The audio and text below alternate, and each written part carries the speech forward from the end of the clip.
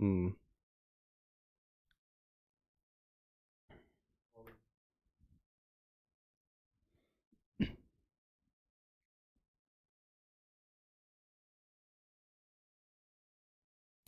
Hello friends, कैसा सब लोग। तो फ्रेंड्स, आज होने वाली है आपकी बहुत ही जबरदस्त क्लास और बहुत ही महत्वपूर्ण क्लास, जो होने वाली है आज आपके सीटेट के पॉजिटिव और नेगेटिव वर्ड की क्लास। देखिए, जो आपका सीटेट का एग्जाम होता है उसमें आती है आपकी पेडागोजी। मैं बात करूं आपके पेडागोजी की, सबसे आसान आती है। अगर आपने पेडागोजी कर ली तो समझ लो आपका सीटेट का एग्जाम आपका पास हो गया, क्योंकि सबसे आसान आती है आपके सीटेट के एग्जाम में पेडागोजी, अगर आपको इसको करने का तरीका पता चल गया। जो आज की वीडियो के अंदर मैं आपको बताने वाला हूं, आपके पॉजिटिव और नेगेटिव वर्ड, अगर आपने इनको अच्छे तरीके से देख लिया, समझ लिया और क्वेश्चन आंसर की प्रैक्टिस कर ली, आप लोग वीडियो को एंड होने के बाद क्या होगे, यार वाकई में सबसे आसान होती है पेडागोजी। ठीक है, 2-4 मिनट लेट हो गया तो थोड़ा सा स्क्रीन के अंदर कुछ दिक्कत चल रही है, टेक्निकल दिक्कत, आप लोगों को थोड़ी सी प्रॉब्लम आएगी स्क्रीन के अंदर, बट थोड़ा मैनेज कर लेना। ठीक है, क्योंकि आज की क्लास के ऊपर आप लोग लिख लेना वेरी वेरी इंपॉर्टेंट, क्योंकि आज की क्लास आपको पेपर पास कराने वाली क्लास आपको देखने को मिलने वाली है। मैंने कहा सीटेट के एग्जाम में आपकी आती है पेडागोजी। क्या आती है आपकी पेडागोजी? लगभग आपके आधी आती है। सीडीपी में जाओगे आधी पेडागोजी आएगी, ईवीएस में आधी आएगी, मैथ्स में आधी आएगी, लैंग्वेज में आधी आएगी। सोशल साइंस में जाओगे वहां पर आपकी 20 नंबर आएगी, साइंस में जाओगे वहां पर आपकी लगभग आधी देखने को मिल जाती है। मोटा मोटा मान के चलिए आधे नंबर की आपकी पेडागोजी आती है। पेडागोजी आपकी कहां से कवर होती है उसके बारे में मैं आपको कई बार बता चुका हूं। पेडागोजी के लिए एक तो आपको एनसीएफ 2005 पता होना चाहिए, जिसके बारे में ऑलरेडी मैंने आपको वीडियो बनाकर डाल चुका हूं। अगर आपने नहीं देखी तो उसको जाकर देख लेना। उसके अलावा आपको एनईपी 2020 की वीडियो देखनी पड़ेगी आपको, उसको नहीं देखा तो उस वीडियो को जाकर देख लेना। ठीक है, बस ये छोटी छोटी चीज आपको करनी है। उसके अलावा आपको डेली जो मैं क्लास आपको देता हूं, अपने सचिन सर की आपको क्लास देखनी है, जो मैं 8 PM पर देखता हूं, जिसमें मैं प्रीवियस ईयर के क्वेश्चन आपको प्रैक्टिस कराता हूं। इनके क्वेश्चन आपकी प्रैक्टिस करनी है। और चौथा स्टेप है आपके ये पॉजिटिव और नेगेटिव वर्ड्स, जिनको देखते ही पता लग जाता है ये क्वेश्चन नेगेटिव रहेगा या पॉजिटिव रहेगा। और क्वेश्चन में जो क्वेश्चन लेंदी भी क्वेश्चन होते हैं ना, उसमें देखते पता लग जाता है यार क्वेश्चन का नेगेटिव आंसर निकलेगा, पॉजिटिव निकलेगा, और बहुत कम टाइम में बहुत जल्दी आंसर देखने को मिल जाता है। तो आज इसी की क्लास होने वाली है। बेसिकली टॉपिक नंबर 29 है, 28 टॉपिक में करा चुका, उनको आप लोग पहले जाके देख लेना। तो आज कराते हैं पॉजिटिव और नेगेटिव वर्ड की आपकी क्लास। क्लास बड़ी होने वाली है, अपनी सीट बेल्ट बांध के रखना। और देखते हैं आज आपकी क्लास के बाद आप लोग खुद, अगर आपने ना कह दी कि वाकई में पेडागोजी बहुत आसान है, ठीक है, जिसके बाद आपका सीटेट का एग्जाम आपको बहुत ही आसान लगने वाला है। और ये देखो, एक चीज आपको और बता दूं, पेडागोजी ना सिर्फ आपके सीटेट के एग्जाम आती है, बल्कि उसके बाद जैसे मान लीजिए आपका केवीएस का एग्जाम होता है, या मान लीजिए सुपर टेट का भी एग्जाम होता है, डीएसएचबी का एग्जाम होता है, वहां पर भी आपको हेल्प करती है। या मान लीजिए आपका जैसे इंटरव्यू वगैरह भी होता है केवीएस वगैरह में, वहां पर भी आपको हेल्प करती है। पेडागोजी आपको रटनी नहीं है, पेडागोजी आपको समझनी है, कैसे करनी है, वो सब आज की वीडियो के अंदर मैं आपको बताने वाला हूं। तो इसलिए मैंने कहा बड़ी महत्वपूर्ण क्लास होने वाली है। जो स्टूडेंट पहली बार चैनल पर आया है वो चैनल को सब्सक्राइब कर लेना, क्योंकि आपके एग्जाम तक आपकी क्लास चलने वाली है, ताकि आपको सभी क्लास मिलती रहे। चैनल को आप लोग सब्सक्राइब कर लेना। उसके अलावा जब आपकी क्लास आज आपकी खत्म हो जाएगी, आप लोग जितने भी क्वेश्चन आंसर है प्रीवियस ईयर के, जो मैंने अपने नोट्स के अंदर डाले हुए हैं, उसमें आप लोग प्रैक्टिस कर लेना। ठीक है, नोट्स के अंदर आपको बाकी भी चीज मिल जाएगी, सिलेबस के अकॉर्डिंग आपको सारा कंटेंट मिल जाएगा। लगभग एनसीईआरटी का आपके बुक्स का मटेरियल मिल जाएगा, क्योंकि टाइम आपके पास अब इतना बचे नहीं है कि एनसीईआरटी बुक्स आप पढ़ो फिर नोट्स आपको बनाओ। ठीक है, पेपर फर्स्ट है तो 3rd to 5th, और पेपर सेकंड है तो 6 to 8। और उसके अलावा कुछ नए टॉपिक जैसे ऐड हुए थे, जैसे ईवीएस वगैरह में ऐड हुए थे, तो मैंने उसके अंदर ऐड किए हुए, वो आपको मिल जाएंगे। तो ये सब आपको जो कंटेंट है वो सब आपको नोट्स के अंदर मिल जाएगा। नोट्स लेने के बाद कोई भी एक बच्चा ये ना पूछे सर प्रीवियस ईयर में लू या नहीं लू, एनसीईआरटी लू या नहीं लू, या कोई और बुक लू। कोई और बुक या XYZ कोई चीज आपको नहीं फॉलो करनी, सिर्फ नोट्स आपको पढ़ना है और क्लास डेली अटेंड करनी है। उसके बाद अगर आपको अच्छे नंबर ना आए तो आप लोग मुझसे मिल लेना। ठीक है, ऐसी नौबत बिल्कुल नहीं आएगी। इसको आप लोग सिर्फ और सिर्फ मेरी वेबसाइट से लेना, क्योंकि मेरे नाम पर बहुत सारी फेक चीजें चल रही है। कोई 100 रुपए के, कोई 50 रुपए के, कोई फ्री चीज दे रहा है, कोई कैफे वाले मेरे नाम पर नोट्स सेल कर रहे हैं।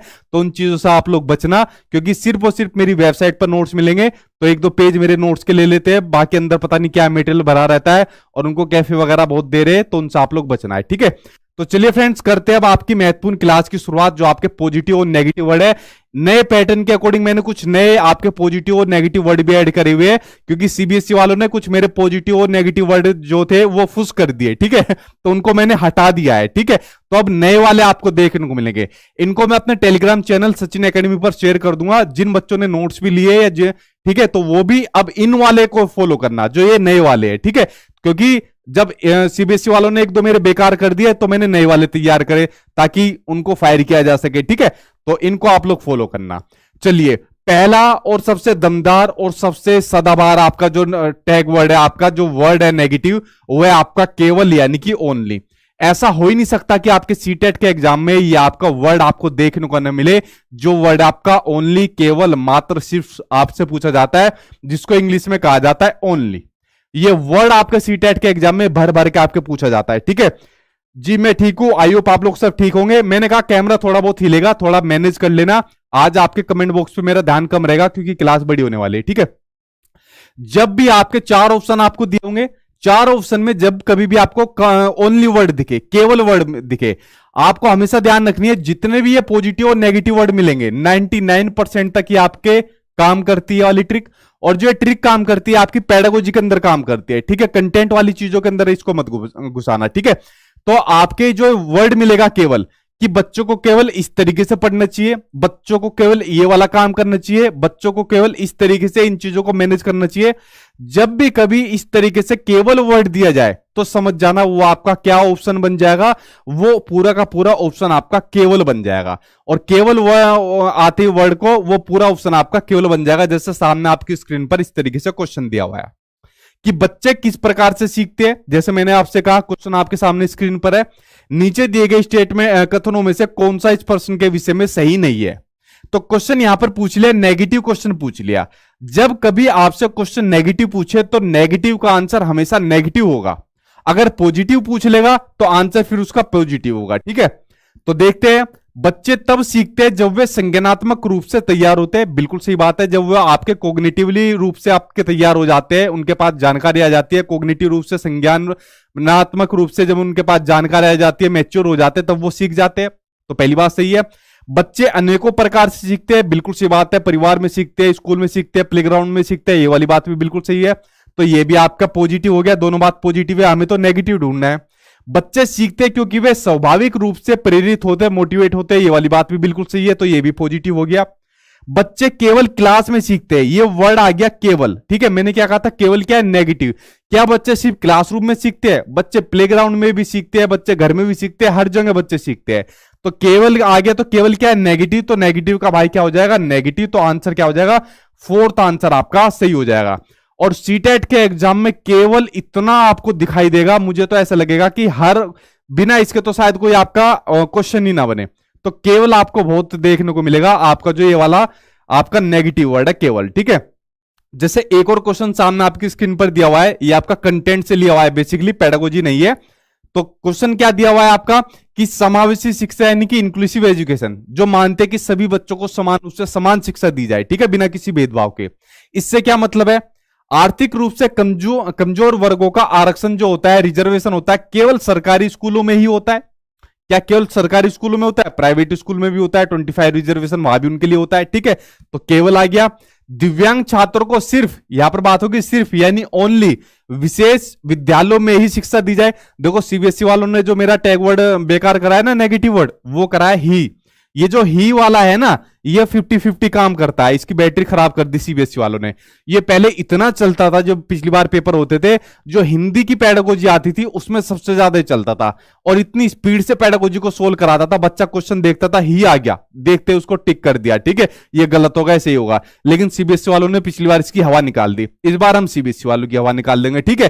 तो इस बार इसको मत करना। ये टैग जो आपका ये वर्ड है आपका ही वाला नेगेटिव वर्ड है, ये काम का नहीं रहा, ठीक है। ये हो भी सकता है, नहीं भी हो सकता, इसलिए आज की वीडियो के अंदर मैंने इसको ऐड नहीं किया, ठीक है।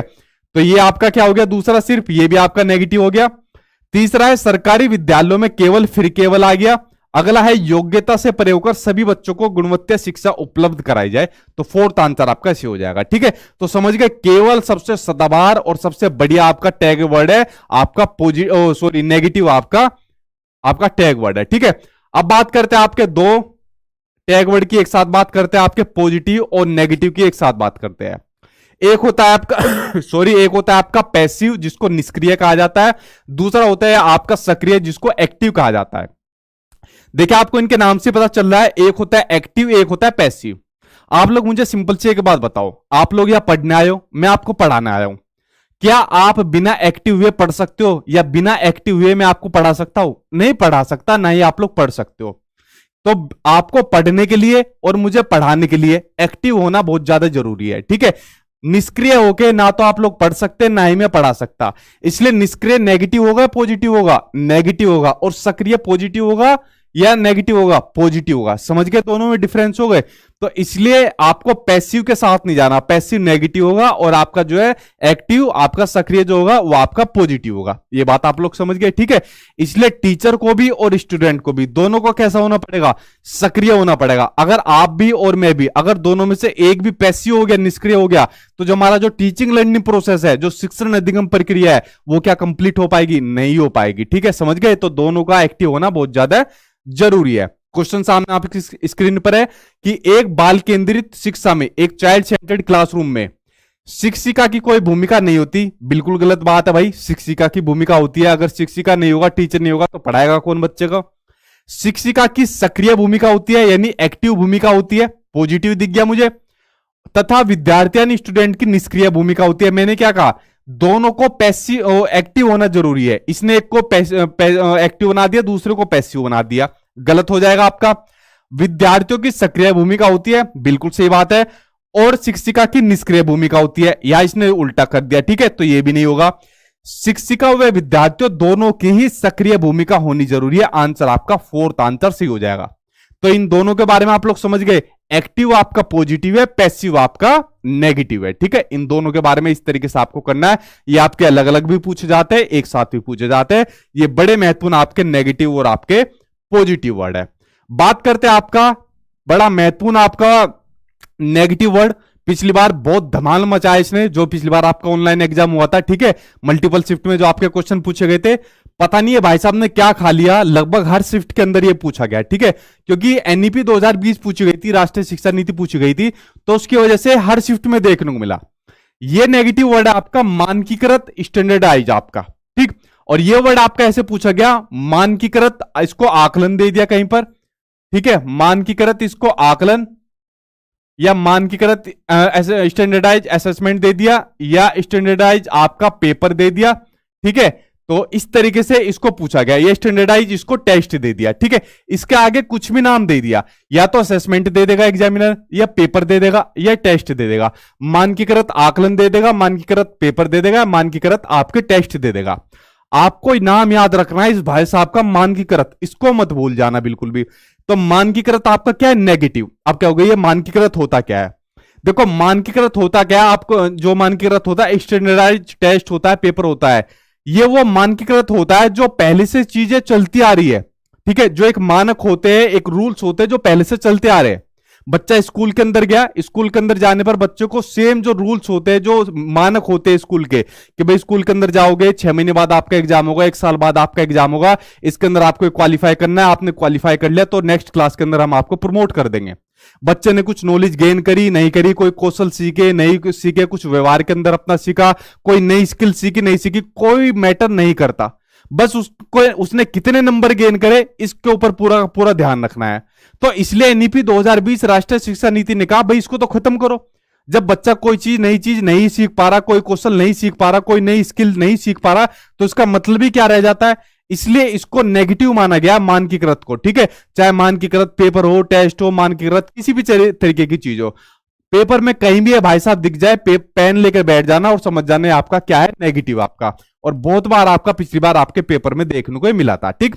जैसे एक क्वेश्चन इससे जुड़ा हुआ सामने आपकी स्क्रीन पर आ गया कि एक सामाजिक संरचनात्मक कक्षा में कौन सी आकलन विधि अधिक उपयुक्त रहेगी, वो आपको बताना है। पहली है सहयोगी प्रायोजित कार्य, यानी कोलैबोरेटिव प्रोजेक्ट, बिल्कुल सही बात है। कोलैबोरेटिव प्रोजेक्ट मतलब जिसमें अपने जो सहपाठी वगैरह होते हैं, आपस के दोस्त यार होते हैं, आपस में एक साथ मिलकर प्रोजेक्ट बनाएंगे, साथ में सहपाठी अधिगम करेंगे, एक साथ सीखेंगे, पहला तो सही हो जाएगा।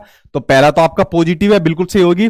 एक शब्दोत्तर वाले वस्तुपरक प्रश्न यानी ऑब्जेक्टिव क्वेश्चन रहेंगे आपके वन वर्ड वाले आंसर, तो ये तो आपका होने से रहा।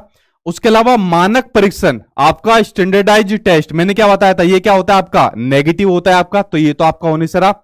मात्र स्मरण पर आधारित, स्मरण आपका ठीक है, याद करना मेमोराइज करना, ये आपका क्या होता है, ये आपका नेगेटिव आपका वर्ड होता है, ये भी आपका भी आ जाएगा ठीक है, तो ये क्या होता है आपका नेगेटिव होता है। तो देखिए दो नेगेटिव मिल गए, तो दो ऑप्शन तो वैसे ही गलत हो गए, एक का थोड़ा इसके अंदर दिमाग लगा है, तो आंसर क्या बच जाएगा, फर्स्ट आंसर आपका सही हो जाएगा ठीक है। तो समझ गए इस भाई साहब के ऊपर, मानकीकृत के ऊपर, ये आपका नेगेटिव आपका वर्ड है ठीक, ये आपका इस बार नया पेपर के अंदर देखने को मिला।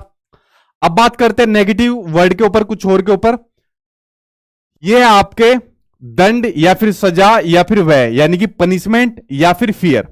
आपको बच्चों को किसी भी तरीके का पनिशमेंट, किसी भी तरीके की सजा या किसी भी तरीके का डर नहीं दिखाना, ना इसको फिजिकली पनिशमेंट देनी है, ना ही उसको मोरली पनिशमेंट देनी है।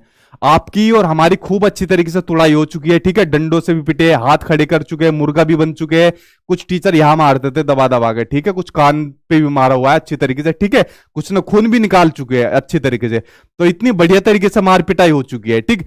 बट आज की डेट में हम बच्चों को उंगली भी नहीं दिखा सकते, उसको ये भी नहीं कह सकते तू गधा है ठीक है, इतनी भी हमारी औकात नहीं है बच्चों को बोलने की, इतनी बड़ी सुप्रीम पावर आज की डेट में बच्चा बन चुका है। तो अगर किसी भी ऑप्शन के अंदर आपको यह वर्ड दिख जाए कि आपको बच्चों को पनिशमेंट देने वाले वर्ड की बात आ जाए, बच्चों को डर दिखाने वाली बात वर्ड की बात आ जाएगी ठीक है, जैसे हमको डर दिखाया जाता था चुपचाप बैठ जाओ वरना बाहर निकाल दिए जाओगे, मुर्गा बना दिए जाओगे ठीक है, टांगे तोड़ दी जाएगी, तो समझ जाना वो आपके कैसे वर्ड हो जाएंगे, वो आपके नेगेटिव वर्ड हो जाएंगे ठीक है। ये बात आप लोग समझ गए। देखिए आगे बढ़ते ऑप्शन के ऊपर, हमारे टाइम पे तो किसी ने बताया नहीं, स्कूल टाइम पे ये सब चीजें ठीक है। देखिए क्वेश्चन दिया हुआ है आपको कि एक प्राथमिक विद्यालय की जो अध्यापिका है वो बच्चों को एक प्रभावशाली समस्या समाधानकर्ता बनाने के लिए किस प्रकार से उसको प्रोत्साहित कर सकती है, यानी एक बहुत बढ़िया उसको प्रॉब्लम सोल्वर बनाना चाहती है, तो उसके लिए वो किस प्रकार से एनकरेज कर सकती है।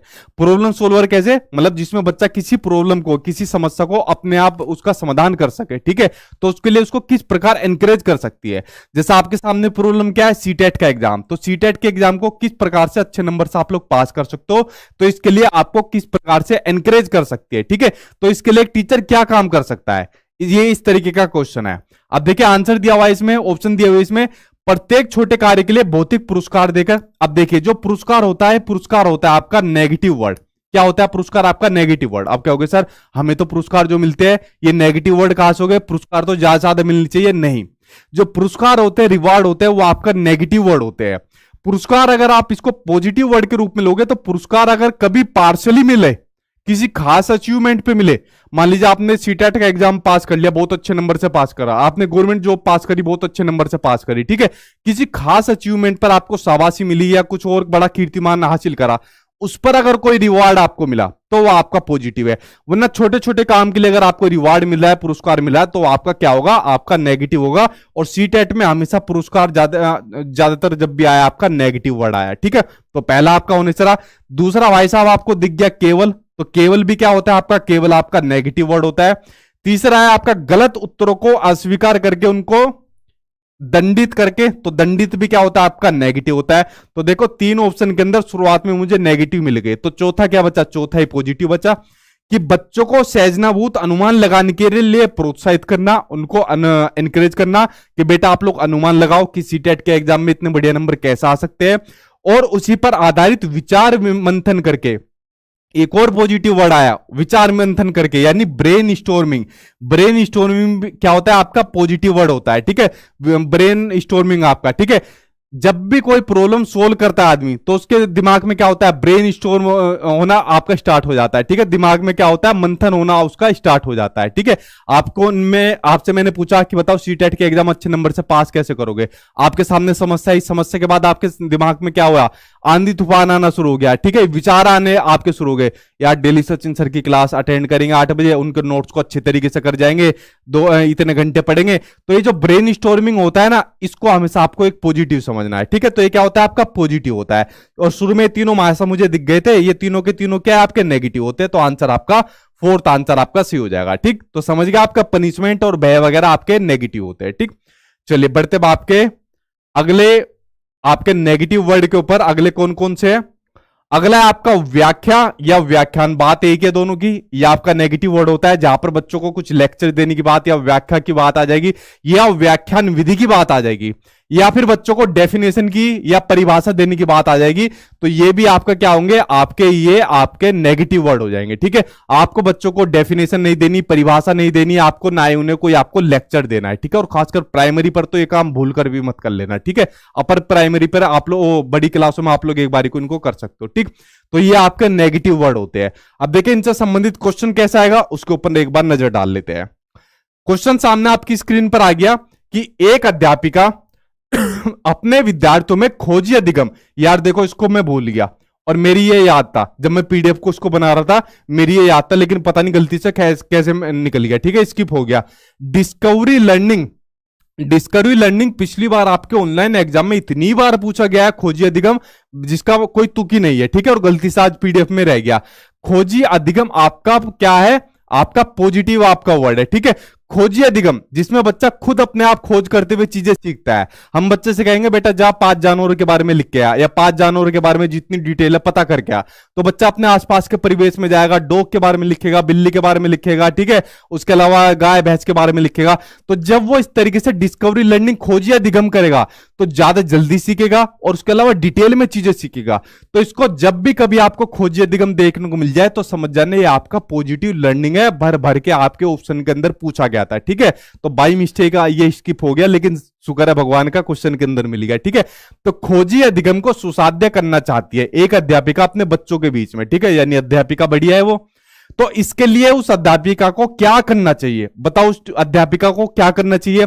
व्याख्यान विधि का अत्यधिक प्रयोग करना चाहिए। व्याख्यान विधि क्या होती है, मैंने पहले बता दी, व्याख्यान विधि ये आपकी नेगेटिव होती है। ठीक, ये तो नहीं करना चाहिए। केवल भाई साहब मुझे शुरू में ही मिल गए, मुझे आगे पढ़ने की जरूरत नहीं है, केवल भी आपका क्या होता है, नेगेटिव होता है। आवश्यकता मार्गदर्शन के साथ स्वनिर्देशित प्रयोग को सुसाध्य करना चाहिए। अगर बच्चे से कहते हैं कि बेटा आसपास के 5 जानवरों के बारे में लिखकर लेकर आओ, डिस्कवरी उसको खोजी अधिगम के बारे में कह दिया। ठीक है, तो आवश्यकता मार्गदर्शन के साथ, जहां पर भी बच्चों को जरूरत पड़ रही है, मार्गदर्शन की, गाइडेंस की जरूरत पड़ रही है, उसके साथ स्वनिर्देशित प्रयोग को सुसाध्य करना चाहिए। ठीक है, जहां जरूरत पड़ रही है उसके साथ साथ बच्चे को उसके साथ साथ गाइडेंस देनी चाहिए। तो सबसे बढ़िया और इफेक्टिव तरीका आपका यही रहेगा, आंसर थर्ड हो जाएगा। विद्यार्थियों को बिना किसी मार्गदर्शन के खुद काम करने देना चाहिए। देखो बच्चा इतना बड़ा नहीं होता कि अपने आप ही मार्गदर्शन के सारा काम कर जाएगा, फिर स्कूल ही जाने की क्या जरूरत होगी, घर में बैठ के ना कर लेगा सारा काम, टीचर का काम ही क्या बचेगा। तो ये आंसर आपका नहीं होगा, आंसर आपका थर्ड आंसर आपका सही हो जाएगा। ठीक है, समझ गए इस बात को, और इसको देख लेना खोजी अधिगम को, ये आपका पॉजिटिव आपका वर्ड है। ठीक है, बढ़ते अब आपके अगले नेगेटिव और पॉजिटिव वर्ड के ऊपर। यहां तक आप लोग समझ गए इसके ऊपर। अगले पॉजिटिव और नेगेटिव वर्ड है आपका, पहले अगर मैं नेगेटिव की बात करूं तो रटना, याद करना, संस्कृत वाले लिख लेना, कंठस्थ करना। ठीक है, हालांकि कंठस्थ मत लिखो, कंठस्थ भी पिछली बार फेल हो गया था। ठीक है, वो भी आपका कई बार पॉजिटिव के अंदर चला जाता है। रटना और याद करना, रोट और मेमोराइज करना। ठीक है, रोट लर्निंग और आपका मेमोराइज करना। ठीक है, तो इसी को याद करो, इन दो को याद करो। ये आपका किसके अंदर आते हैं, रोट, इसके नेगेटिव के अंदर आते हैं। पॉजिटिव के अंदर क्या आ जाएगा, अगर बच्चों को कहा जाए कि आपको कोई चीज रटनी है, कोई चीज आपको याद करनी है, स्मरण करनी है, मेमोराइज करनी है, तो समझ लेना वो ऑप्शन आपका पूरा का पूरा आपका गलत हो जाएगा। कभी भी बच्चों को आपको रटने के ऊपर, स्मरण करने के ऊपर आपको फोकस नहीं करना, हमेशा उसको समझाने के ऊपर आपको प्रेरित करना है, फोर्स करना है। ठीक है, अंडरस्टैंड करने पर और कंसेप्चुअल अंडरस्टैंडिंग पर ज्यादा बल देना है। अच्छा एक बात बताओ, जो पेडागोजी होती है, क्या पेडागोजी आपका सब्जेक्ट कहीं भी आपका रटने का सब्जेक्ट है, मुझे बता दो। कौन सी ऐसी किताब है बता दो जहां पर पेडागोजी को आप रटकर मतलब इसको समझ सकते हो, कोई किताब नहीं है। मैं चारों आपको वो होते हैं ऑप्शन होते हैं उसको एक्सप्लेन कर रहा हूं, क्योंकि पेडागोजी समझकर ही सीखी जाती है, इसको आप रटकर नहीं सीख सकते। और जो आपका सीटेट का जो पैटर्न इस बार बन गया है ना, जिस बच्चे ने समझकर चला गया पेपर को, उसकी पकड़ से बाहर आपका सीटेट का एग्जाम नहीं है। इसलिए कहा गया है कि आपको चीजें बच्चों को समझानी पड़ेगी, ना कि उसको रटानी पड़ेगी। ठीक है, 2 एकम 2, 2 दूनी 4 वाला काम अब नहीं चलेगा। ठीक, तो ये आपके रटने याद करने आपके नेगेटिव है और आपके समझना आपका पॉजिटिव आपका वर्ड है। ठीक, अब देखिए क्वेश्चन सामने आपकी स्क्रीन पर आ गया कि क्वेश्चन किस तरीके से है कि विद्यार्थियों के अधिगम को सुसाध्य करने के लिए शिक्षिका को निम्नलिखित में से किस पर ध्यान देना चाहिए। बताओ कि विद्यार्थी जो सीख रहा है उसको सुसाध्य करने के लिए, फैसिलिटेट करने के लिए किस पर ध्यान देना चाहिए। परीक्षाओं के प्रति भय पैदा करना चाहिए कि बेटा सही से पढ़ लो वरना फेल हो जाओगे, तुम्हारी जिंदगी खराब हो जाएगी, ये सब हो जाएगा, वो सब हो जाएगा। नहीं, क्योंकि मैंने आपको बता दिया था जो भय होता है यानी जो फियर होता है ये क्या होता है, आपका नेगेटिव होता है। तो ये तो आपका ऑप्शन वैसे भी रहा। रटकर याद करने पर बल देना, रटना क्या बताया मैंने, आपका रटना क्या होता है, आपका नेगेटिव वर्ड होता है, तो ये भी आपका होने से रहा। उसके अलावा निष्क्रिय, निष्क्रिय यानी पैसिव, पैसिव मैंने आपको शुरुआत में क्या बता दिया था, आपका नेगेटिव वर्ड होता है। देखो तीन ऑप्शन तो नेगेटिव नेगेटिव नेगेटिव मिल गए, तो ये तो वैसे ही कट गया। बचा क्या भाई साहब, फोर्थ आंसर बचा कि बच्चों के पूर्व ज्ञान से संबंध जोड़ना। अगर आप बच्चे के दिगम को फैसिलिटेट करना चाह रहे हो, बढ़ाना चाह रहे हो उसको, तो बच्चों के पूर्व ज्ञान से संबंध से जोड़ना कि बच्चों को कोई चीज आप सिखा रहे हो तो सिखाने से पहले बच्चे के पूर्व ज्ञान को जानो कि बेटा आपको ये मैं चैप्टर पढ़ा रहा हूं, क्या इस चैप्टर के बारे में आपको कुछ नॉलेज है, तो बच्चा बताएगा हाँ सर मुझे इसके बारे में ये नॉलेज है। ठीक है, तो पूर्व ज्ञान से उसको जोड़कर आप लोग उसको पढ़ाइए। तो आंसर जो फोर्थ हो जाएगा, फोर्थ आंसर आपका सी हो जाएगा। बाकी तीनों के अंदर आपके नेगेटिव वर्ड छुपे बैठे थे जिसको देखते आपने टिक करा और तीनों का आंसर आपका निकल कर आ गया। ठीक है, इसको आप लोग समझ गए। बढ़ते हुए आपके अगले के ऊपर। हाँ वेरी गुड, आंसर आप लोग सही दे रहे हो। साथ के साथ पोल दिया करो सर जी। पोल मिल जाएगा इसके अंदर, चलो नेक्स्ट टाइम से देंगे पोल, अभी आप इसके ऊपर ध्यान लगाइए। देखिए अगला क्वेश्चन एक और आगे सामने स्क्रीन पर इसी से जुड़ा हुआ कि विद्यार्थियों में संकल्पनात्मक समझ यानी कि जो आपका कंसेप्चुअल अंडरस्टैंडिंग होती है, मैंने क्या कहा ना कि अब जो अंडरस्टैंडिंग बनानी है, समझ बनानी है, वो कैसी बनानी है, कंसेप्चुअल अंडरस्टैंडिंग बनानी है, रटने पर ध्यान नहीं लगाना बिल्कुल भी। तो कंसेप्चुअल अंडरस्टैंडिंग को सुसाध्य करने के लिए एक टीचर को क्या करना चाहिए, बताओ क्या करना चाहिए। छात्रों को केवल, ये भाई साहब दिख गया, केवल केवल यंत्रवत रूप से यानी कि आपका रोट मेमोराइजेशन पर, ठीक है, तो देखो नेगेटिव नेगेटिव मिल गए, तो ये ऑप्शन तो आपका होने से रहा। संकल्पों के वार्तालाप, उदाहरण और गैर उदाहरण को समाहित करना चाहिए। देखो उदाहरण की बात तो सही आ रही है, अगर आप बच्चों को कंसेप्चुअल अंडरस्टैंडिंग बताना चाह रहे हो, ठीक है, उनको इस तरीके से फैसिलिटेट करना चाह रहे हो, तो उदाहरण तो दो, गैर उदाहरण देने का क्या फायदा। अगर मैं आपको जीन प्याजे पढ़ा रहा हूं तो जीन प्याजे से संबंधित उदाहरण दे दिया आपको, लेकिन गैर उदाहरण देने का क्या फायदा, एसएससी की चीज आपको बता दूं तो उसको देने का क्या फायदा।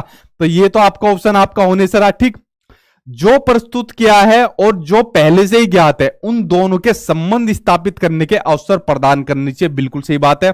अध्यापन की व्याख्यान विधि, तो देखो यहां पर क्या आ गया, आपकी व्याख्यान विधि आ गया, ये क्या हो जाएगा, आपका नेगेटिव हो जाएगा। तो यहां पर एक नेगेटिव, दो नेगेटिव और तीसरे में आपने दिमाग लगा लिया भाई गैर उदाहरण की बात हो रही है, तो आंसर क्या हो जाएगा, थर्ड आंसर आपका यहां पर सही हो जाएगा। ठीक है, समझ गए इस तरीके से आप लोग कि दोनों के बीच में आपने संबंध बना लिया, जो दोनों आपकी नॉलेज थी प्रीवियस की और आपकी नई वाली। ठीक, अच्छा एक और आपका नया नेगेटिव वर्ड देखने को मिला जो पिछली बार ऑनलाइन एग्जाम में देखने को मिला, हालांकि ऑफलाइन एग्जाम में भी आता था लेकिन ऑनलाइन एग्जाम में पिछली बार इसने खूब धूम मचाई थी। ये वाला नेगेटिव वर्ड है आपका ड्रिल एंड प्रैक्टिस, वेधन और अभ्यास। ठीक है, आप क्या सर प्रैक्टिस करने से तो हमारी नॉलेज बढ़ती है, वो वाली कहावत है कि practice makes a man perfect. ठीक है, ये वाली कहावत आपकी देखो यहां पर नेगेटिव कैसे हो जाती है। अगर हम किसी बच्चे को ज्यादा प्रैक्टिस कराते रहेंगे, बेटा कर इसकी प्रैक्टिस ही, इसकी प्रैक्टिस करता रहे, तो प्रैक्टिस कराने से बच्चा उसको आदी हो जाएगा और रोट मेमोराइजेशन की तरफ चला जाएगा। जब वो रोट मेमोराइजेशन की तरफ चला जाएगा, रोट लर्निंग की तरफ चला जाएगा, तो आपका क्या हो जाएगा, आपका नेगेटिव वर्ड हो जाएगा। ठीक है, इसलिए ड्रिल और प्रैक्टिस को क्या माना गया है कि इसको कम से कम बच्चों को कराया जाए। ठीक है, कंसेप्चुअल अंडरस्टैंडिंग की तरफ ज्यादा कराया जाए। ठीक है, तो आपको ध्यान रखना है ड्रिल एंड प्रैक्टिस जो है आपका वेधन और आपका अभ्यास है, ये आपका नेगेटिव वर्ड है। ठीक है, इसको आप लोग समझ गए। अब जैसे क्वेश्चन सामने आपकी स्क्रीन पर आ गया कि बच्चे के चिंतन में संप्रत्यात्मक बदलाव को किस प्रकार प्रोत्साहित आप लोग कर सकते हो, बताओ। कंसेप्चुअल चेंज को, कंसेप्चुअल अंडरस्टैंडिंग को, ठीक है, किस प्रकार से आप लोग प्रोत्साहित यानी एनकरेज कर सकते हो। दंड का यूज करके, पनिशमेंट का, पनिशमेंट क्या बताई थी मैंने, पनिशमेंट क्या होता है आपका नेगेटिव होता है, तो ये तो आपका होने से रहा। बहु विभिन्न उदाहरण देकर और बच्चों को उनके तर्क खोजने के लिए, देखो बात आ गई ना यहां पर, तर्क खोजने की बात आ गई यहां पर। ठीक है, तो खोजी उपागम मैंने क्या कही थी, खोजी उपागम क्या होता है आपका पॉजिटिव वर्ड होता है, तो भाई आपका पॉजिटिव आपका ये देखने को मिल गया। बच्चों को सही संप्रत्य का रट्टा मार का, रट्टा मारना क्या होता है, रट्टा मारना आपका होता है आपका नेगेटिव वर्ड होता है, ये भी होने से रहा। बारंबार वेधन और अभ्यास, ड्रिल एंड प्रैक्टिस, तो ड्रिल एंड प्रैक्टिस क्या होता है आपका नेगेटिव वर्ड होता है। तो देखो एक ऑप्शन के अंदर सारे आपके पॉजिटिव और नेगेटिव देखने को मिल गए। तो पॉजिटिव कौन सा है कि भाई अलग अलग उदाहरण देकर बच्चों को क्या काम करो, तर्क खोजने के लिए उन्हें कहो। ठीक है, तो सबसे पॉजिटिव आंसर आपका सेकंड आंसर आपका सही हो जाएगा, जिससे बच्चे की कंसेप्चुअल अंडरस्टैंडिंग, कंसेप्चुअल चेंज बनेगा। तो सेकंड आंसर आपका सही हो जाएगा। ठीक है, समझ गए आप लोग। चलिए बढ़ते आपके अगले पॉजिटिव और नेगेटिव वर्ड की ओर। अगले पॉजिटिव और नेगेटिव वर्ड है आपके, जिस भी ऑप्शन में आपको text book centred, teacher centred या फिर करिकुलम सेंटर्ड, ठीक है, या फिर आपका करिकुलम सेंटर्ड मिल जाए, समझ जाना वो आपके नेगेटिव वर्ड है। आपको सिर्फ और सिर्फ एक चीज ध्यान रखनी है, चाइल्ड सेंटर्ड यानी कि बाल केंद्रित। क्या ध्यान रखना है? सिर्फ और सिर्फ आपको बाल केंद्रित ध्यान रखना है। मैं यहां पर इसलिए पढ़ा रहा हूं कि आप लोग इसलिए पढ़ रहे हो, ये सब शिक्षण व्यवस्था इसलिए क्योंकि बच्चा है। ठीक है, तो सिर्फ और सिर्फ इसलिए काम यहां पर हो रहा है क्योंकि बच्चा, बच्चों को सुप्रीम पावर आपको माननी है। ठीक है, तो जितनी भी शिक्षण व्यवस्था चल रही है मैं पढ़ा रहा हूं, आप लोग पढ़ रहे हो, सरकार वैकेंसी निकालती है, सरकार वैकेंसी देती है, टीचर बनाती है, योजना बनाती है, क्योंकि सेंटर में कौन है? बच्चा है। ठीक है, तो ये बात आपको ध्यान रखनी है, बच्चे से बड़ी सुप्रीम पावर कोई नहीं है। अगर आपने इस बात को अपने दिमाग में बैठा ली और बच्चे के हित में हमेशा आंसर दिए, ठीक है, पूरी दुनिया एक तरफ और बच्चा एक तरफ, और अगर आप बच्चे के साथ में चले गए, आपका आंसर कभी गलत नहीं होने का। ठीक है, तो ना तो आपको चाइल्ड से टेक्स्ट बुक सेंटर्ड मानना, ना टीचर सेंटर्ड मानना, ना ही करिकुलम सेंटर्ड मानना, सिर्फ और सिर्फ क्या मानना है? आपको चाइल्ड सेंटर्ड मानना है, यानी कि बाल केंद्रित मानना है। पूरी दुनिया जाए बाढ़ में, हमारा बच्चा जाए साइड में। ठीक है, ये चीज आपको माननी है। देखिए क्वेश्चन जैसा आपके सामने स्क्रीन पर आ गया कि राशि ने बच्चों की अवधारणाओं के प्रति समझ का आकलन करने के लिए, जो बच्चों के कंसेप्ट होते हैं, अवधारणाएं होती है, उनकी समझ का आकलन करने के लिए एक नई विधि का प्रयोग किया। देखो राशि भी मतलब टैलेंटेड टीचर है, किस तरीके का वो प्रयोग कर रही है। ठीक है, उसने बच्चों से कहा कि वे एक उत्तर के लिए जितना संभव हो अधिक से अधिक प्रश्न बनाए। ठीक, यानी क्रिएटिव टीचर है यहां पर राशि। तो शिक्षण अधिगम का यह उपागम क्या है वो आपको बताना है। बाल केंद्रित है, आप कहोगे सर आपने पॉजिटिव बता दिया, बाल केंद्रित जहां पर भी ऑप्शन में मिल जाए आंख बंद करके लगा देना, तो लगा दो भाई आंख बंद करके। पाठ्य पुस्तक केंद्रित आपका नेगेटिव होता है। उपदेशात्मक, जहां पर भी उपदेश देने की बात आ जाएगी आपका नेगेटिव हो जाएगा। कंठस्थीकरण, मेमोराइज करना, मेमोराइज करने की बात क्या कही थी मैंने, आपका नेगेटिव होता है। आंसर क्या हो जाएगा? Negative, negative, negative. सिर्फ आपका फर्स्ट आंसर आपका यहां पर सही हो जाएगा। ठीक है, चलिए बढ़ते अब आपके अगले पॉजिटिव और नेगेटिव की ओर। वो आपको क्या दिए हुए हैं जी सर मैं पढ़कर लाइक कर दूंगी, कोई बात नहीं भाई, मत करो लाइक, लाइक वगैरह की कोई दिक्कत नहीं है, आपको बस समझ में आना चाहिए, आपके एग्जाम निकलने चाहिए। ठीक है, देखो इसके ऊपर नजर डालो अपने नेगेटिव और पॉजिटिव के ऊपर। अगले दो वर्ड आपके, एक होता है आपका इनकरेज, एक होता है आपका डिस्करेज। ठीक है, एक होता है हतोत्साहित, जिसको बोल देते हैं हिंदी के अंदर निरुत्साहित भी बोल देते हैं। इसको इंग्लिश में नाम याद करो, डिस्करेज और आपका इनकरेज बोला जाता है। ठीक है, आप लोग मुझे एक बात बताओ, क्या आप किसी को कभी डिस्करेज करोगे? कभी बच्चे को करोगे? या क्या मैं आपको ऐसे डिस्करेज करूंगा, तुम तो नालायक हो, तुम्हारे बस की पढ़ना नहीं है? या आपके फैमिली मेंबर आपको ऐसे बोल सकते हो, तेरे बस की नहीं है सीटेट का एग्जाम पास करना, तेरे बस की नहीं है जॉब लेना? क्या होगी इससे? इससे बच्चे के अंदर हीन भावना आती है, यार मैं तो कुछ कर ही नहीं सकता। ठीक है, और दूसरे दूसरे नेगेटिव ख्याल आते हैं। मेक श्योर आपको ध्यान रखना चाहिए, कभी भी आपको बच्चों को डिस्करेज नहीं करना, या बच्चे से जुड़ी किसी भी चीज को, चाहे बच्चे की भाषा हो, चाहे बच्चे के विचार हो, चाहे बच्चे का कुछ भी XYZ चीज हो, उसको कभी भी आपको डिस्करेज नहीं करना। हमेशा बच्चों को या बच्चे से जुड़ी किसी भी चीज को आपको प्रोत्साहित करना है, इंकरेज करना है कि यस बेटा आप कर सकते हो, यस बेटा आपको इस चीज को ज्यादा से ज्यादा आपको प्रमोट करना चाहिए। ठीक है, जैसे मैं कहता हूं कि आप लोग कर सकते हो, सीटेट में इतना एग्जाम पास कर सकते हो, जॉब भी ले सकते हो। समझ गए? तो इसमें आप लोग खुद बताओ, डिस्करेज आपका पॉजिटिव होगा नेगेटिव होगा? नेगेटिव होगा या एनकरेज पॉजिटिव होगा नेगेटिव होगा? पॉजिटिव होगा, तो आपको एनकरेज करना चाहिए बच्चों को। ठीक है, तो आप लोग समझ गए। जैसे क्वेश्चन इसी से जुड़ा सामने आपकी स्क्रीन पर आ गया कि एक शिक्षिका को बच्चों के अपने आप से बातचीत करने, जो बच्चा अपने आप से बातचीत करता है, जिसको लेव वाइगोत्स्की ने कहा है प्राइवेट स्पीच का नाम दिया है। ठीक है, जो अपने आप से बातचीत करते हैं उनको प्राइवेट स्पीच कहा है। ठीक है, व्यक्तिगत वाच को प्रतिक्रिया देनी चाहिए। आप लोगों में से भी बहुत करते हैं बात, व्यक्तिगत वाच करते हैं। ठीक है, अपने आप से बात करते हैं, यार एक बार मेरी जॉब मिल जाए उसके बाद तो मैं ये करूंगा वो करूंगा, उसको सबक सिखाऊंगा, ऐसे मेरी शादी हो जाएगी, ऐसे मैं वहां घूमूंगा। इस तरीके से क्या काम करते हैं? व्यक्तिगत वाच करते हैं। इसी तरीके से छोटा बच्चा भी अपने आप से व्यक्तिगत वाच करता है। तो आप लोग मुझे बताओ, जितना आप लोग वीडियो देख रहे हो, एज ए टीचर आप क्या काम करोगे? उसे हतोत्साहित करोगे आप लोग, क्योंकि वह आत्म केंद्रीयता को बढ़ा रहा है, ईगो सेंट्रिज्म को बढ़ा रहा है। हतोत्साहित तो मैंने कहा आप उसे किसी भी चीज को डिस्करेज, तो आप उसे या उसके विचारों को, उसकी भाषा को, किसी भी चीज को आप लोग नहीं कर सकते। उसे हतोत्साहित करना चाहिए, आगे मुझे पढ़ने की भी जरूरत नहीं है। मैंने कहा बच्चे या बच्चे से जुड़े किसी भी चीज को आप डिस्करेज नहीं कर सकते। तो दोनों के अंदर मुझे नेगेटिव वर्ड देखने को मिलेगा, ये तो आपके होने से रहे, ठीक है। क्योंकि यहां से पूछ रहा है एक शिक्षिका को, एज ए टीचर ये कोई काम नहीं कर सकता। उसे प्रोत्साहित करना चाहिए, क्योंकि इससे सौ नियम आपका सुसाधित होता है। सेल्फ रेगुलेट नियम, सेल्फ रेगुलेट आपका सुसाधित होता है। देखो लेव वाइगोस्की ने भी ये कहा था कि जो आपकी जो ये पर्सनल स्पीच होती है, प्राइवेट स्पीच जो होती है, ठीक है, तो उसमें क्या होता है, आदमी अपने आप को सेल्फ रेगुलेट करता है। जैसे आप लोग अपने मोबाइल फोन लिया, how to crack CTET exam, तो आप लोग सर्च भी कर रहे हो, अपना काम कर रहे हो और बोलते भी जा रहे हो। तो ये जो आप बोल रहे हो काम करते वक्त, ये अपने काम को आप रेगुलेट कर रहे हो, सेल्फ रेगुलेट कर रहे हो आप लोग काम को। तो यही जो आपकी स्पीच होती है, प्राइवेट स्पीच होती है, अपने काम को रेगुलेट करने वाली आपकी प्राइवेट स्पीच होती है। तो इसको कभी भी आपको डिस्करेज नहीं करना चाहिए बच्चों को, इसको हमेशा आपको इंकरेज करना चाहिए। और ये तो आपकी खाली आप प्राइवेट स्पीच की बात होगी।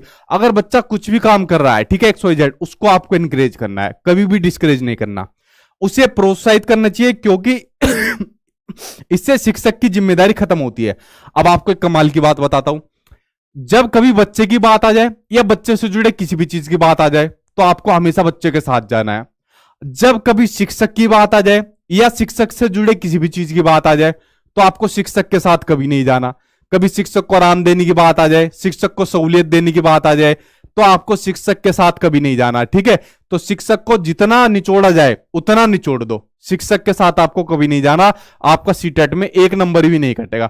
शिक्षक के साथ मत चले जाना कि ये नहीं यार, शिक्षक के साथ भी जाना चाहिए, बच्चे के साथ जाना है आपको हमेशा, ठीक है। तो शिक्षक की जिम्मेदारी खत्म हो गई, शिक्षक का काम खत्म हो गया, शिक्षक का बोझ खत्म हो गया, ऐसे ऑप्शन के साथ आपको नहीं जाना, ठीक है। शिक्षक को मासूम मत समझना, ये गलती मत कर देना कि हम तो शिक्षक बनने वाले, ठीक है। आंसर आपका थर्ड आंसर आपका सी हो जाएगा। अच्छा देखो एक चीज और बताता हूं, यहां पर बच्चे बहुत कंफ्यूज होते हैं, ध्यान से समझना इस क्वेश्चन के अंदर। मैंने कहा बच्चों को आपको इंकरेज करना चाहिए, प्रोत्साहित करना चाहिए। अब यहां पर बहुत कंफ्यूजन होती है कि प्रोत्साहित तो करना चाहिए, लेकिन बहुत सी टर्म्स यहां पर एग्जामिनर ऐसे फंसा देता है पिछली बार ऑनलाइन एग्जाम के अंदर कि प्रोत्साहित करे तो किस चीज को करे, भाई बच्चों को करे और बच्चे से जुड़े हर चीज को करना चाहिए। लेकिन कुछ टर्म्स एग्जामिनर ऐसी फंसा देता है, बच्चा कंफ्यूज हो जाता है और उसको भी प्रोत्साहित कर देता है जिसको नहीं भी करना चाहिए। देखो जैसे यहां पर एक क्वेश्चन आता है, इसको ध्यान से पढ़ना, देखो आप भी फंसोगे। एक शिक्षिका अपनी क्लास में व्यक्तिगत विभिन्नताओं यानी जो इंडिविजुअल डिफरेंसेस है, इसका अर्थ पूर्ण ढंग से किस प्रकार ध्यान में रख सकती है। अब एक बात बताओ, जो इंडिविजुअल डिफरेंसेस है ये पॉजिटिव होता है नेगेटिव होता है? पहले तो आप लोग ये बात बताओ मुझे। पॉजिटिव होता है भाई।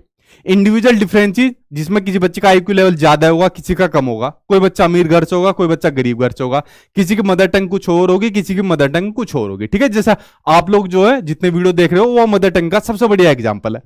तो जो इंडिविजुअल डिफरेंसेस होता है ये आपका पॉजिटिव आपका साइन होता है, ठीक है, ना कि नेगेटिव वे में इसको आप लोग लेना है, ठीक है। ये बात सबसे पहली बात है आपकी, ठीक है। तो इसका अर्थ पूर्ण ढंग से किस प्रकार ध्यान में रख सकते हो वो आपको बताना है।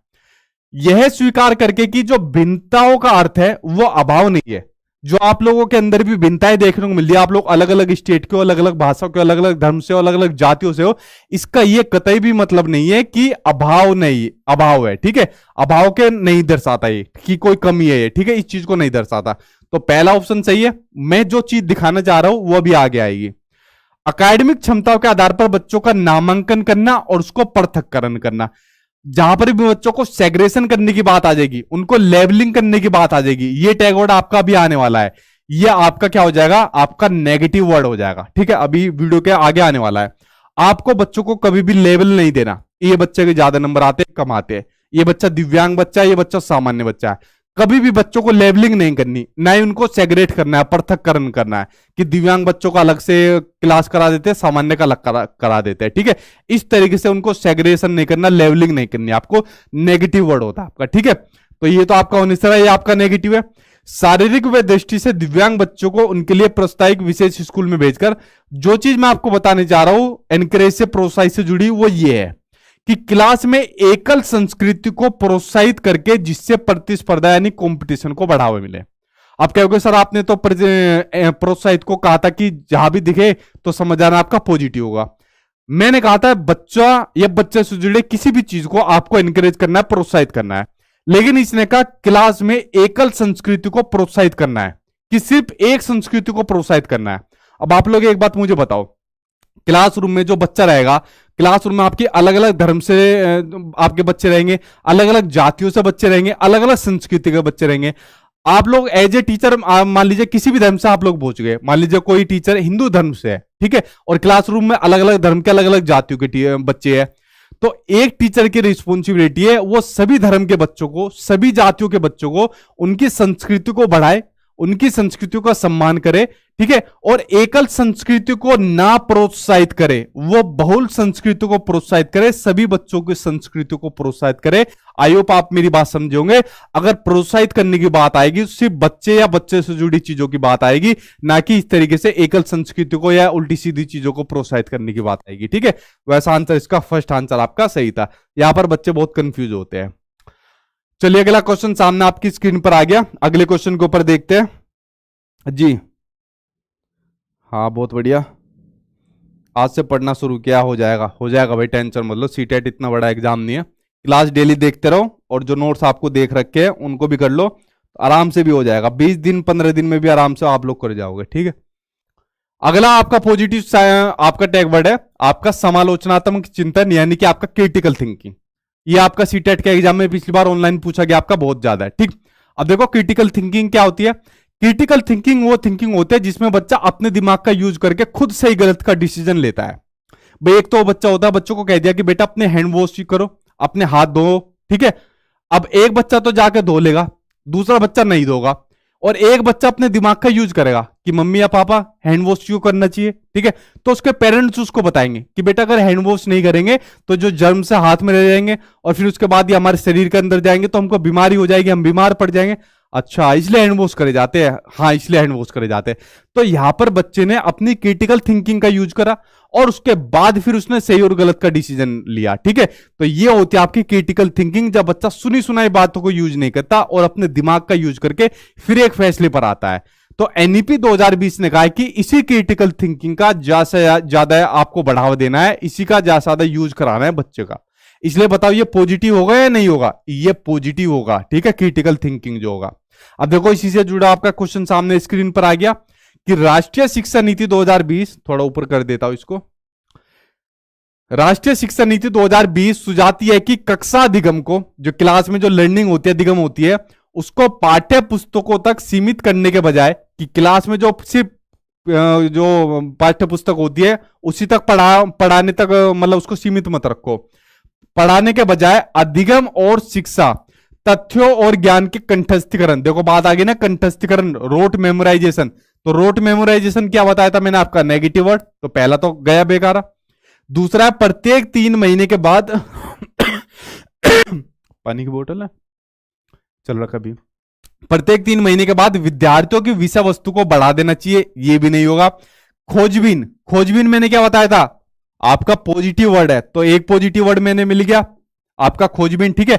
और समालोचनात्मक चिंतन, दो पॉजिटिव वर्ड मिल गए, ठीक है भाई, 2 भाई मिल गए यहां पर। समालोचनात्मक चिंतन के विकास पर केंद्रित होना चाहिए, तो कैसा होना चाहिए आपका खोजबीन और समालोचनात्मक चिंतन, यानी कि आपका क्रिटिकल थिंकिंग पर केंद्रित होना चाहिए। एक नहीं 2 मिल गए, ठीक है। तो आंसर क्या हो जाएगा, थर्ड आंसर आपका सही हो जाएगा। परीक्षाओं के लिए सीखने पर केंद्रित होना चाहिए, बिल्कुल नहीं, आंसर आपका थर्ड के साथ चला जाएगा।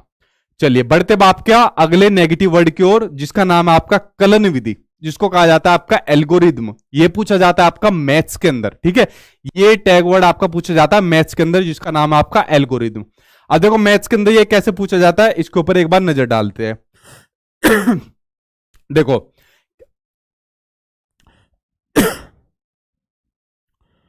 देखो कलन विधि के ऊपर नजर डालो, एल्गोरिज्म के ऊपर नजर डालो। एल्गोरिज्म होता है, कलन विधि होता है किसी काम को करने के तरीके।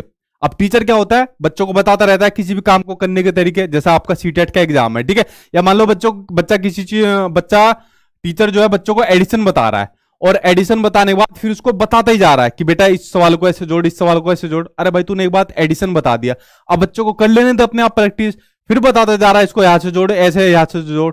तो ये पॉजिटिव होगा नेगेटिव होगा, भाई आपने एक बार बता दिया, बच्चे ने समझ लिया, अब बच्चा उसकी प्रैक्टिस कर रहा है, अपने आप सीख जाएगा।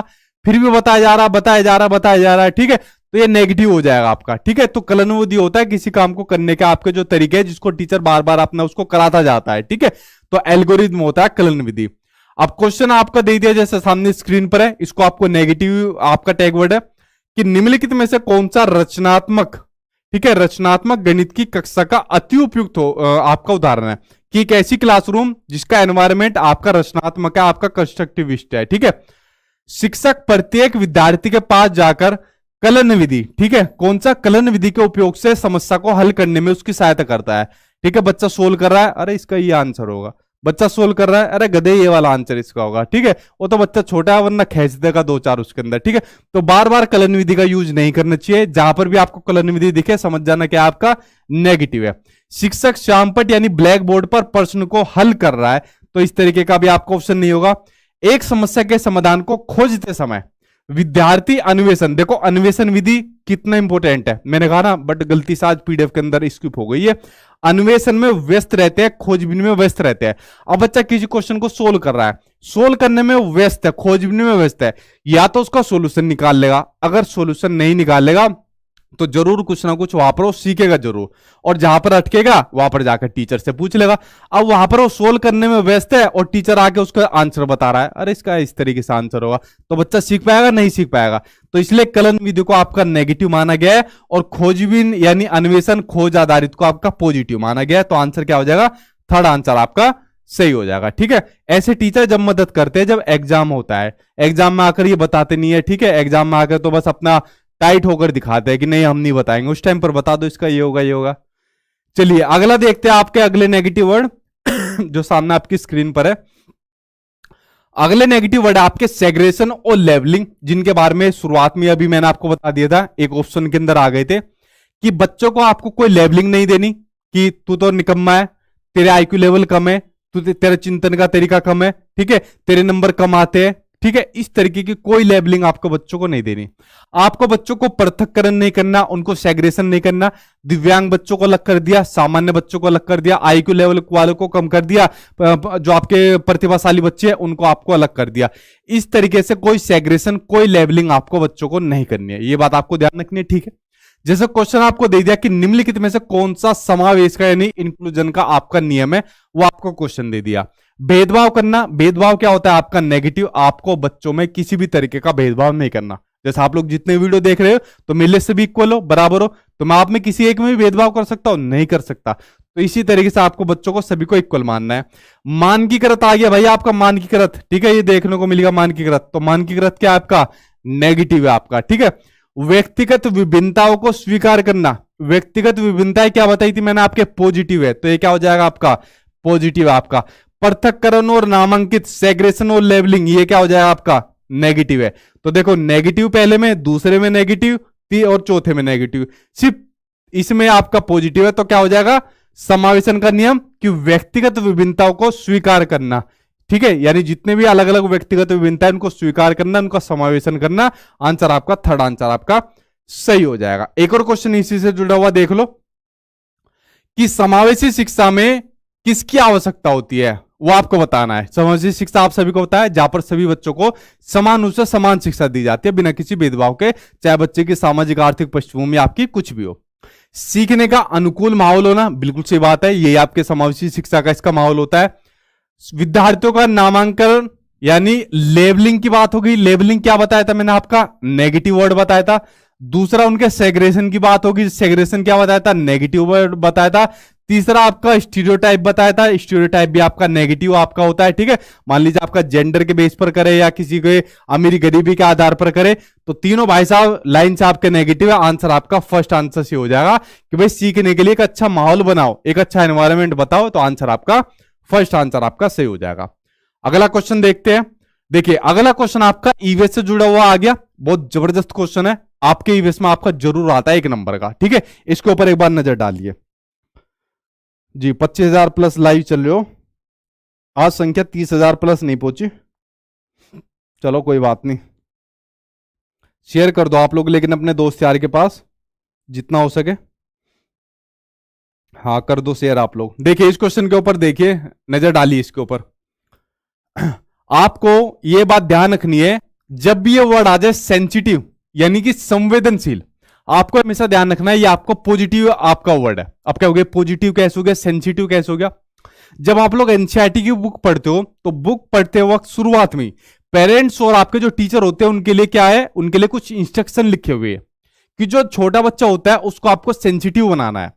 सेंसिटिव क्यों बनाना है, जब बच्चा किसी चीज के प्रति सेंसिटिव बनेगा, अपने एनवायरमेंट के प्रति सेंसिटिव बनेगा, चाहे वो प्लांट्स हो, एनिमल्स हो, ठीक है, या एक्सवाइजेड कुछ भी हो, पानी वगैरह हो, सेंसिटिव बनेगा तो चीज के प्रति केयर दिखाएगा। ठीक है, अगर कोई घर में पौधा लेकर आ जाएगा, पानी लेकर आ जाएगा, जानवर लेकर आ जाएगा तो उसके प्रति क्या दिखाएगा, केयर दिखाएगा। ठीक है, तो उसी वजह से अगर वो कोई जेंडर होगा, कोई बेचारा गरीब होगा तो उसके प्रति भी अगर वो सेंसिटिव होकर दिखाएगा तो समझ लेना वो एक अच्छा नागरिक भी बनेगा, आगे जाके वो देश का एक अपना नाम भी रोशन करके दिखाएगा। तो इसलिए क्लियर ये चीज पढ़ाने के लिए कही गई है कि बच्चों को एक उसके अंदर सेंसिटिव वाला गुण वो विकसित करना चाहिए एक टीचर को। तो जब कभी भी आपके ईवीएस के अंदर एक क्वेश्चन आएगा, और आएगा जरूर, तो आपको ध्यान रखनी है कि आपको बच्चों को हमेशा एक सेंसिटिव बनाना है, संवेदनशील बनाना है। ठीक है, और ये आपका कैसा रहेगा, आपका पॉजिटिव, आपका ये टैग वर्ड रहेगा। ठीक, जैसे क्वेश्चन आपके सामने स्क्रीन पर है, और देखो कितना लंबा चौड़ा क्वेश्चन है, आ रहा है पूरे स्क्रीन पर, देखो। और इससे जुड़ा हुआ क्वेश्चन सामने आपके एग्जाम में कैसा था उसका भी आपको बताता हूं, ध्यान से सुनना। क्वेश्चन आपका कि भावनाओं को साझा करने के लिए, जो फीलिंग्स होती है उनको साझा करने के बारे में एक लेसन में एक छात्र पूछता है, आप हमें ईवीएस में भावना के बारे में क्यों सिखा रहे हो। एक बच्चा पूछता है कि आप हमें भावनाओं के बारे में क्यों सिखा रहे हो।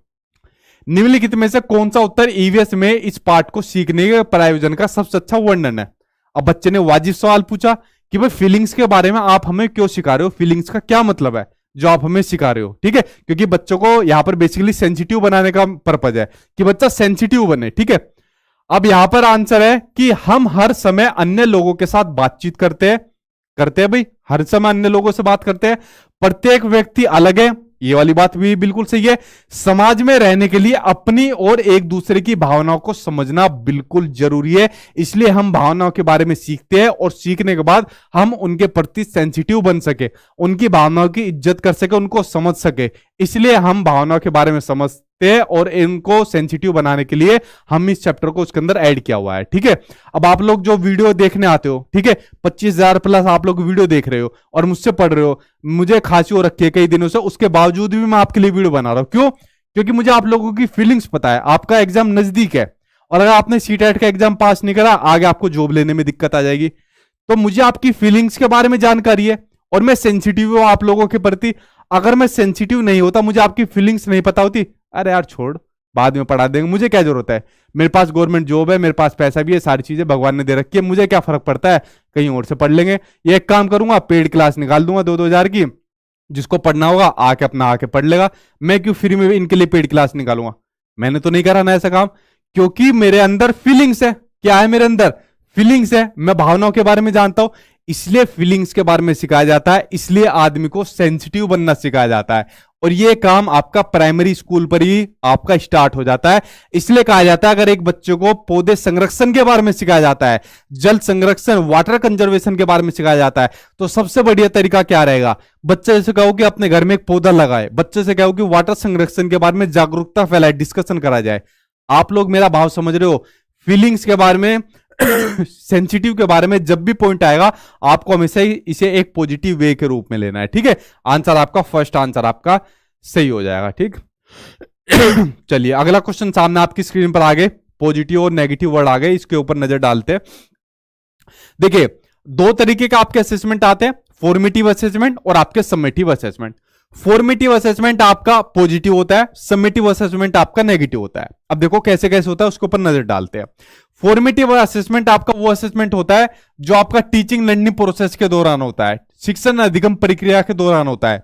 जैसे अभी हमारा टीचिंग लर्निंग प्रोसेस चल रहा है, अभी मैं आपसे कुछ क्वेश्चन पूछने लग जाऊं, अभी आपका आकलन करने लग जाऊं, तो ये कैसा असेसमेंट हो जाएगा, आपका फॉर्मेटिव असेसमेंट हो जाएगा। ठीक है, मान लीजिए आपने क्वेश्चन का आंसर दिया या नहीं दिया, अगर नहीं दिया तो मैं आपका उसका समाधान बता दूंगा, तो ये हो जाएगा आपका फॉर्मेटिव असेसमेंट हो जाएगा। ठीक है, आपने कमेंट कर दिया और कमेंट में फिर मैंने देखा अरे यार बच्चों को आंसर नहीं पता, तो मैं उसका आंसर दे दूंगा, तो क्या हो जाएगा, फॉर्मेटिव असेसमेंट हो जाएगा। जब टीचिंग लर्निंग प्रोसेस खत्म हो जाता है, जब टीचिंग लर्निंग प्रोसेस खत्म हो जाता है, जैसे बच्चे की वार्षिक और अर्धवार्षिक परीक्षाएं, ईयरली और हाफ ईयरली एग्जाम, तो कौन सा असेसमेंट होता है, समेटिव असेसमेंट होता है। तो जब आपकी क्लास खत्म हो जाएगी, क्लास खत्म होने के बाद अगर आपके मन में कोई डाउट हुआ, क्वेश्चन हुआ, आप जब मुझसे पूछोगे तब मैं लाइव थोड़ी रहूंगा, क्या तब मैं आंसर उसका दे पाऊंगा? या जब बच्चा अपनी क्लास में पास करके अगली क्लास में पहुंच जाएगा और उसके मन में कोई डाउट रह गया, तब उस क्वेश्चन को पूछ पाएगा? नहीं पूछ पाएगा। तो आप मुझे बताओ, फॉर्मेटिव असेसमेंट पॉजिटिव रहेगा या समेटिव असेसमेंट आपका पॉजिटिव रहेगा? फॉर्मेटिव असेसमेंट पॉजिटिव रहेगा, समेटिव असेसमेंट आपका नेगेटिव रहेगा। ठीक है, या इसी की जगह पर एग्जामिनर क्या करता है, असेसमेंट फॉर लर्निंग, ठीक है, असेसमेंट फॉर लर्निंग और असेसमेंट ऑफ लर्निंग, इनकी जगह ये दो नाम और दे देता है, कंफ्यूज मत हो जाना। अगर असेसमेंट फॉर लर्निंग या फॉर्मेटिव असेसमेंट दे दे तो आपका पॉजिटिव होगा, और असेसमेंट ऑफ लर्निंग या समेटिव असेसमेंट दे दे तो ये आपका नेगेटिव होगा। समझ गए इस बात को आप लोग? ठीक है, इस बात को अच्छी तरीके से क्लियर हो गया आपका। अब देखिए क्वेश्चन सामने आपकी स्क्रीन पर आ गया, इसके ऊपर नजर डालते हैं। अब देखो यार, इतना बड़ा क्वेश्चन है, मेरा मन नहीं कर रहा यार क्वेश्चन पढ़ने का। आप कहोगे क्या बात कर रहे हो सर, क्वेश्चन पढ़ने का मन नहीं कर रहा? हाँ भाई, मन नहीं कर रहा, क्योंकि चार ऑप्शन मुझे दिख रहे हैं। अब मैंने क्या कहा, समेटिव क्या होता है, नेगेटिव होता है। नॉन यूनिफॉर्म क्या होता है, नेगेटिव होता है। स्टैंडर्डाइज मैंने क्या बताया था, नेगेटिव होता है। तो क्या हो जाएगा, पॉजिटिव हो जाएगा। ठीक है, सीधा आंसर निकल लिया। ट्रिक थी भाई ये तो, ठीक है, सीधा आंसर निकालने की। वैसे एक बार क्वेश्चन पढ़ लो, क्वेश्चन पढ़ने में कुछ नहीं जाएगा, ये तो सीधा ट्रिक से निकलेगा। ठीक है, देखो कितनी आसानी से पेडागोजी के आपके क्वेश्चन निकल रहे हैं। एक शिक्षक एक महीने की अवधि के अंतराल में विद्यार्थियों को निबंध लिखने के लिए कई ड्राफ्ट लिखने के लिए सहयोग देता है, हेल्प देता है। यदि यह शिक्षक प्रत्येक विद्यार्थी के सभी ड्राफ्ट को ध्यान में रखता है और उन सभी ड्राफ्ट पर काम करने की प्रक्रिया को भी मान्यता देता है, तो इस प्रकार के मूल्यांकन को क्या कहा जाता है? देखो सिंपल सा भी वाला बात हो गया, आपका फॉर्मेटिव असेसमेंट ही कहा जाएगा। तो सीधा मैंने आंसर निकाल दिया, मैंने क्वेश्चन भी नहीं पढ़ा। अब पता है एग्जाम के अंदर क्या होता है, एग्जाम के अंदर बहुत ज्यादा जैसे टाइम का शॉर्टेज पड़ गई, टाइम कम रह गया, तो जब टाइम कम रह जाता तो क्या होता है, बड़े बड़े क्वेश्चन आ जाते हैं सीटेट के एग्जाम में। तो कभी कभी जब बड़ा क्वेश्चन आ जाए, टाइम की कमी पड़ जाए, सीधा आंसर देख लेना, तो आंसर से मैच कर लेना टैग वर्ड का यूज करके, ये पॉजिटिव ये नेगेटिव, ये पॉजिटिव ये नेगेटिव, तो सीधा आंसर निकाल देना, वो भी आपका आंसर सही हो जाएगा। ठीक, चलिए बढ़ते हैं आपके अगले नेगेटिव वर्ड के ऊपर। अगला नेगेटिव वर्ड आपका कंपैरिजन करना यानी तुलना करना। आप एक बात बताओ मुझे, क्या तुलना करना आपका पॉजिटिव है नेगेटिव है? नेगेटिव है। आपको कभी भी किन्हीं दो के बीच में, तीन के बीच में कंपैरिजन नहीं करना चाहिए, तुलना नहीं करनी चाहिए। अगर आपका कंपैरिजन किसी और बच्चों से करे, आपके घर वाले कहे देख फलाने की नौकरी लग गई, तेरी अभी तक नहीं लगी, तो अभी तक पढ़ रहा है पढ़ रही है, तेरी कब लगेगी, तो गुस्सा आएगा नहीं आएगा? अगर छोटे बच्चे का कंपैरिजन किसी और दूसरे से करोगे, वो फर्स्ट आ गया तो अब अभी तक फर्स्ट नहीं आया, ठीक है, तेरे इतने नंबर नहीं आए, तो मेक श्योर आपको किसी भी एंगल में आपको बच्चों का कंपैरिजन नहीं करनी, तुलना नहीं करनी। जिस भी ऑप्शन में आपको तुलना करने की बात आ जाएगी, समझ जाना आपका वो नेगेटिव ऑप्शन है। जैसे क्वेश्चन आपको दिया हुआ है कि मूल्यांकन का केंद्र यानी कि असेसमेंट का आपका जो फोकस है वो क्या होना चाहिए, यानी जब आप बच्चे का मूल्यांकन कर रहे हो, ठीक है, कितना बच्चे ने सीखा है, तो उसका केंद्र क्या होना चाहिए? अधिगम करता यानी लर्नर्स क्या नहीं कर सकता, इसका चित्रण करना। कक्षा के दूसरे बच्चों की तुलना में अधिगम करता हो, देखो यहां पर वर्ड आ गया तुलना, तो जहां पर भी तुलना की बात आई थी मैंने क्या बताया था, आपका नेगेटिव हो जाएगा, तो ये तो आपका हो नहीं चला। मानक वर्ग में बच्चे की लेबलिंग करना, तो देखो लेबलिंग मैंने क्या कहा था, ये भी आपका क्या हो जाएगा, नेगेटिव हो जाएगा। अधिगम करता क्या और कैसे सीख रहा है, इसका वर्णन कर रहा, ठीक है, तो मूल्यांकन का केंद्र क्या होगा कि जो लर्नर्स है, अधिगम करता है, वो क्या सीख रहा है और किस प्रकार सीख रहा है, इसका वर्णन करना। आंसर आपका फोर्थ आंसर आपका सही हो जाएगा। ठीक है, समझ गए इसको? चलिए बढ़ते अब आपके अगले पॉजिटिव वर्ड की ओर। आप कहोगे सर पॉजिटिव थोड़ी है, ये तो नेगेटिव वर्ड है। एरर्स, गलतियां बच्चे की, पानी की बोतल दे दे, ठीक है, आप कहोगे ये तो नेगेटिव है, इतने ही बस, इतने में क्या होगा, दूसरी बोतल लेके आता। इसके ऊपर नजर डालो एक बार क्वेश्चन के ऊपर।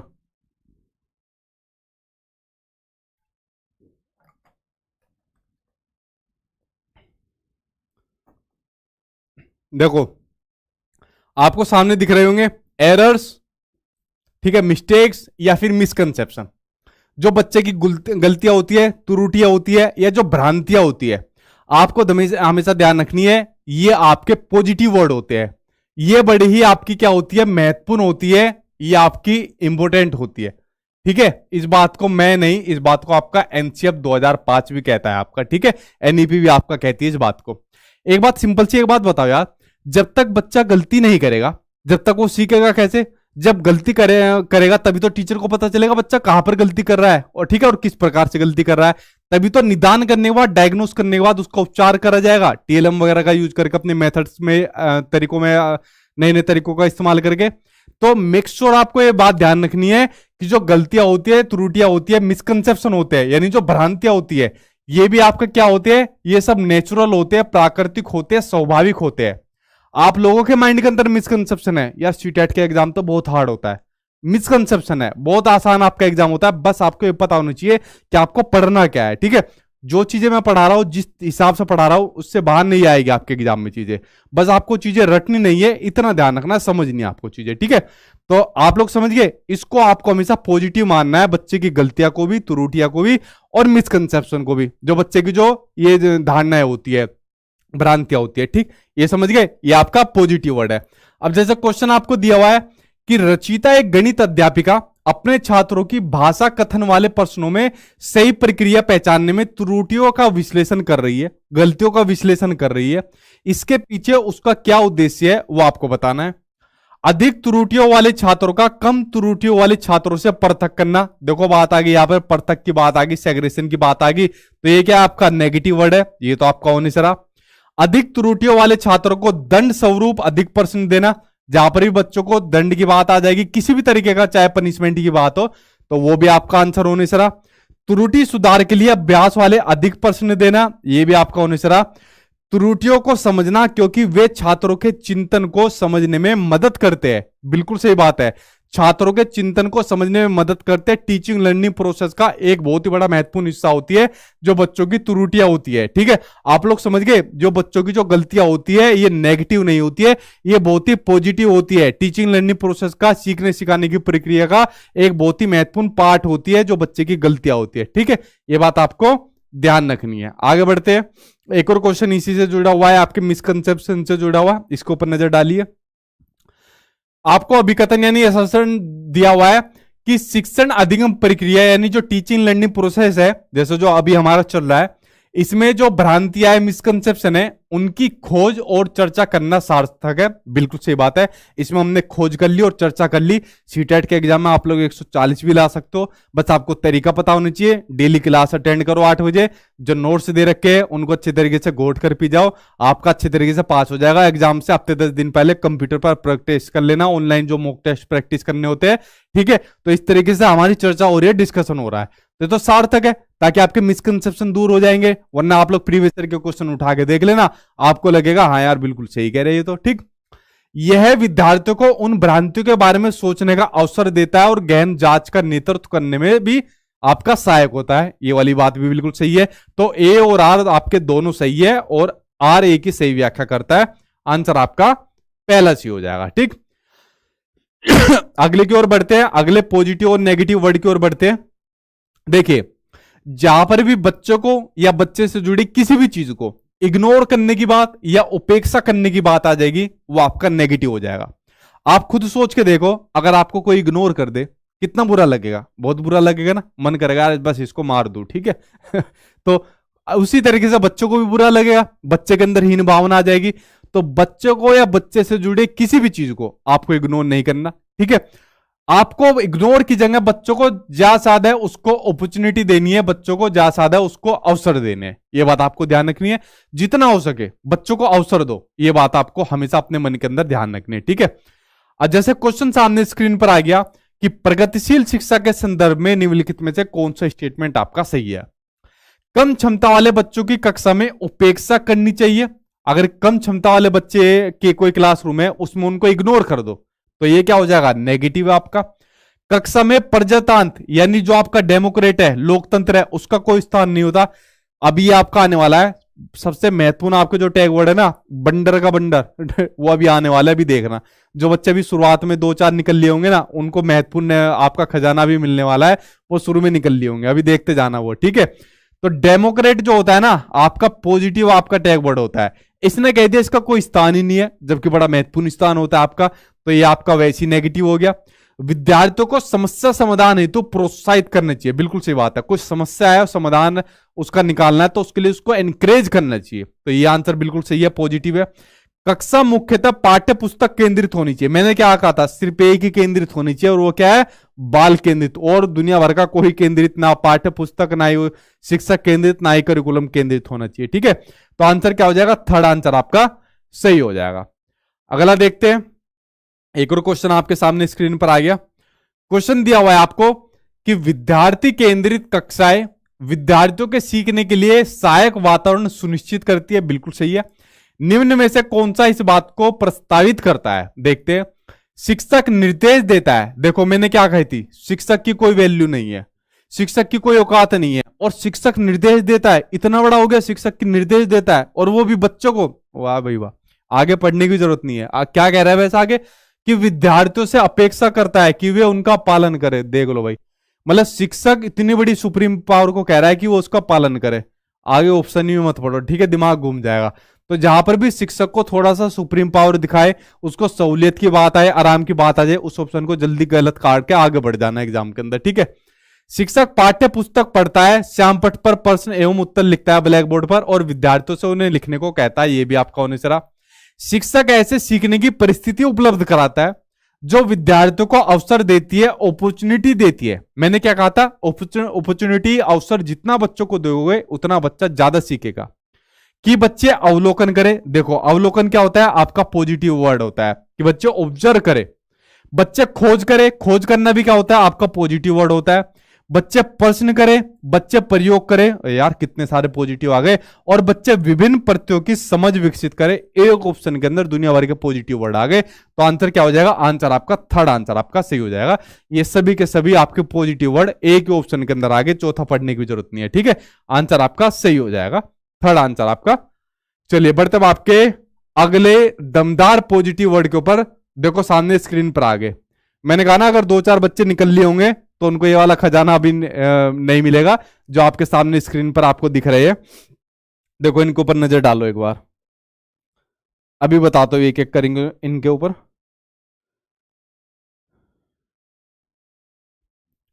Very good.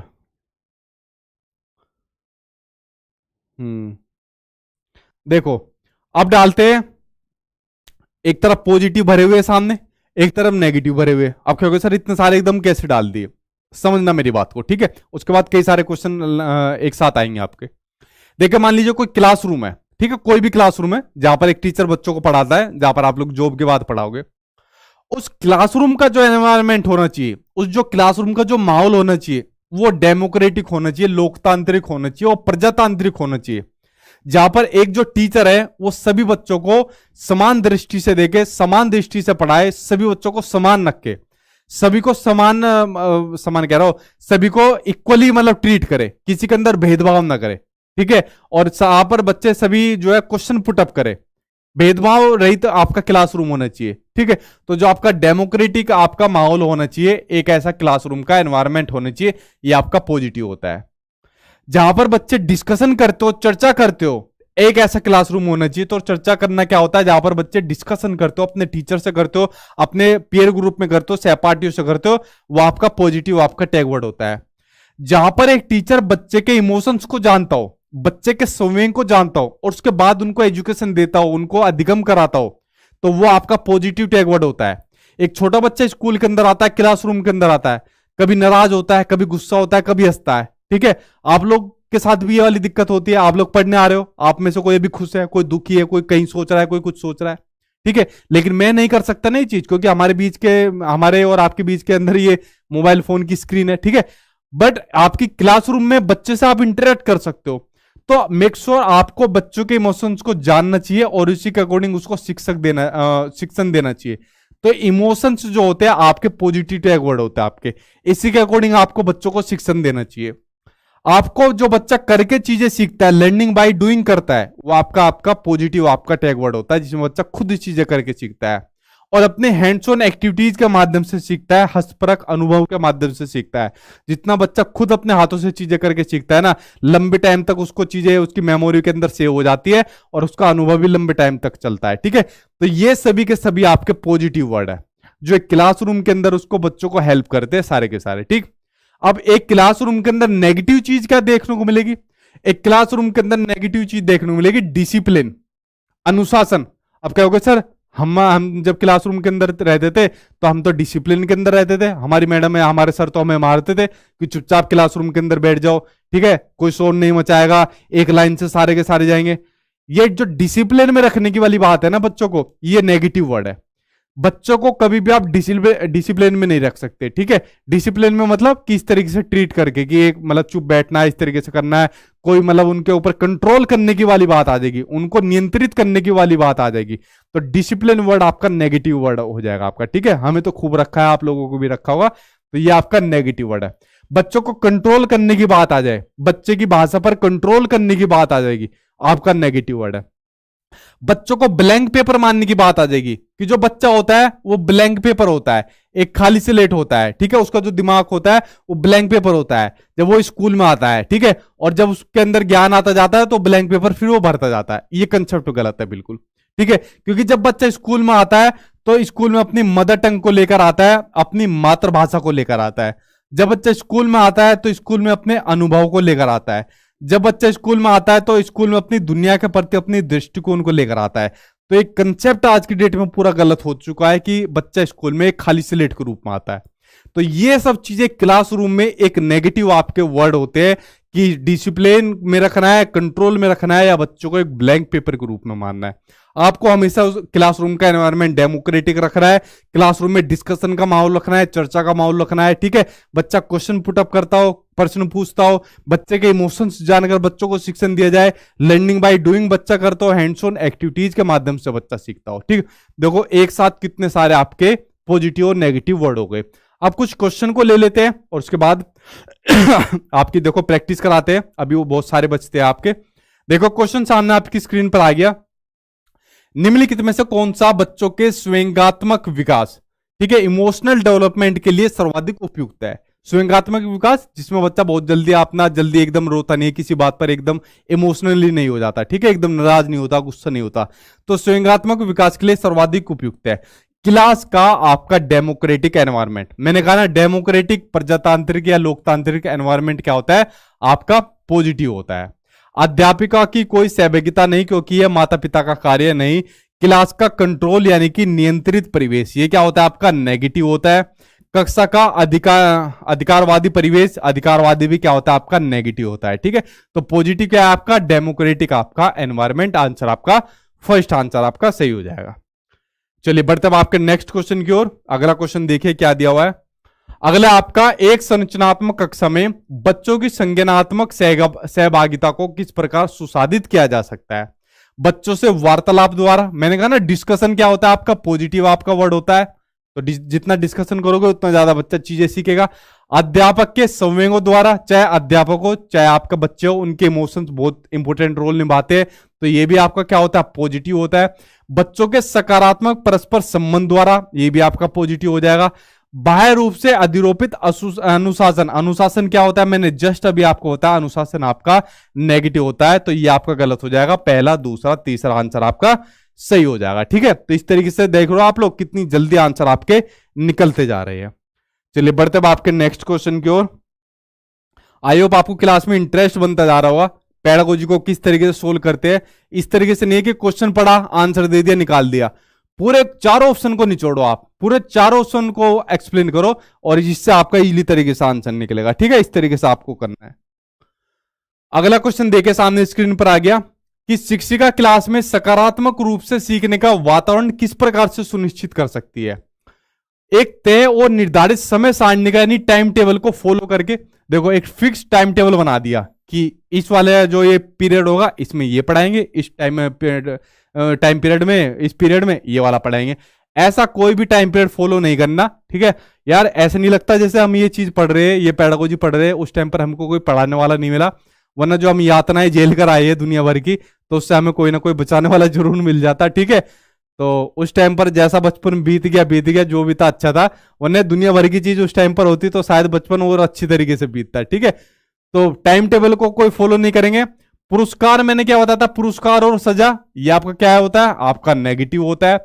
बच्चों के संवेगों को सीखने की प्रक्रिया का हिस्सा मानकर, मैंने क्या बताया था, इमोशंस क्या होता है, बच्चों के इमोशंस को मानकर उसको पढ़ाना या उसको शिक्षण अधिगम, उसको प्रक्रिया का हिस्सा मानकर उसको शिक्षण देना, ये आपका पॉजिटिव होता है, ठीक है। तो आंसर थर्ड है, बच्चों की क्षमता के आधार पर उनका विभेदीकरण करके अलग अलग समूह बनाना, पृथक्करण करना, सेग्रेशन करना, आपका क्या होता है, नेगेटिव होता है।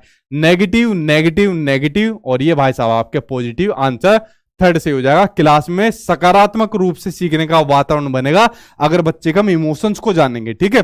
मुझे पता है आप सभी के इमोशंस कि यार हमारा सीटेट का एग्जाम पास हो जाए, जॉब मिल जाए, तभी तो मैं कई घंटे से आपको पढ़ा रहा हूं, ठीक है, गले में खांसी होने के बावजूद भी, वरना मैंने सेम उसी बात को रिपीट कर रहा हूं, वरना क्या जरूरत है पढ़ाने की, काम चल रहा है सभी का, ठीक।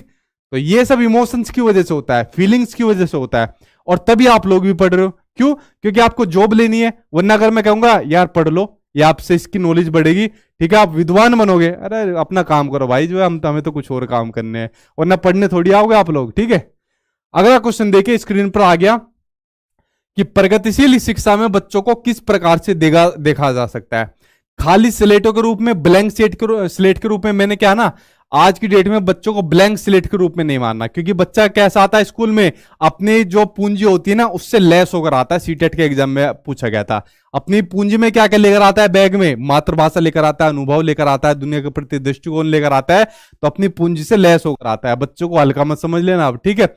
छोटे वयस्कों के रूप में माना है, ये भी नहीं माना। निष्क्रिय, आगे पढ़ने की जरूरत नहीं है, निष्क्रिय पैसिव मान लिया, ये भी नहीं माना। सक्रिय अन्वेषक के रूप में, एक्टिव एक्सप्लोरर्स के रूप में माना है। आंसर आपका फोर्थ आंसर सही हो जाएगा, ठीक है।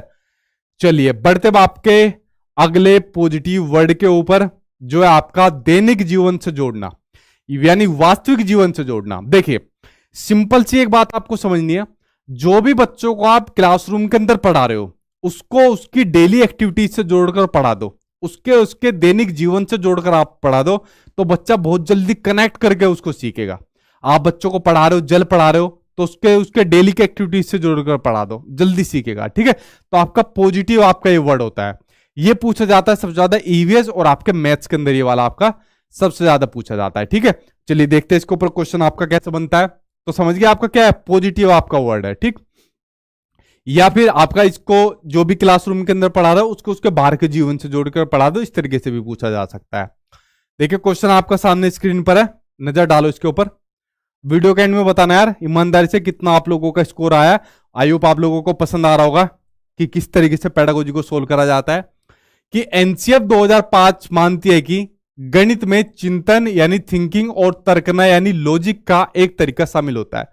बिल्कुल सही बात है भाई, गणित में आदमी क्या काम करता है, चिंतन करता है, थिंकिंग करता है और तर्कना करता है, लॉजिकल करता है। क्योंकि बेसिकली मैथ्स की जो प्रकृति है, नेचर है, वो कैसा है, लॉजिकल है। बिना लॉजिकल आदमी कर ही नहीं सकता, तर्कना कर ही नहीं सकता बिना मैथ्स लॉजिकल, ठीक है।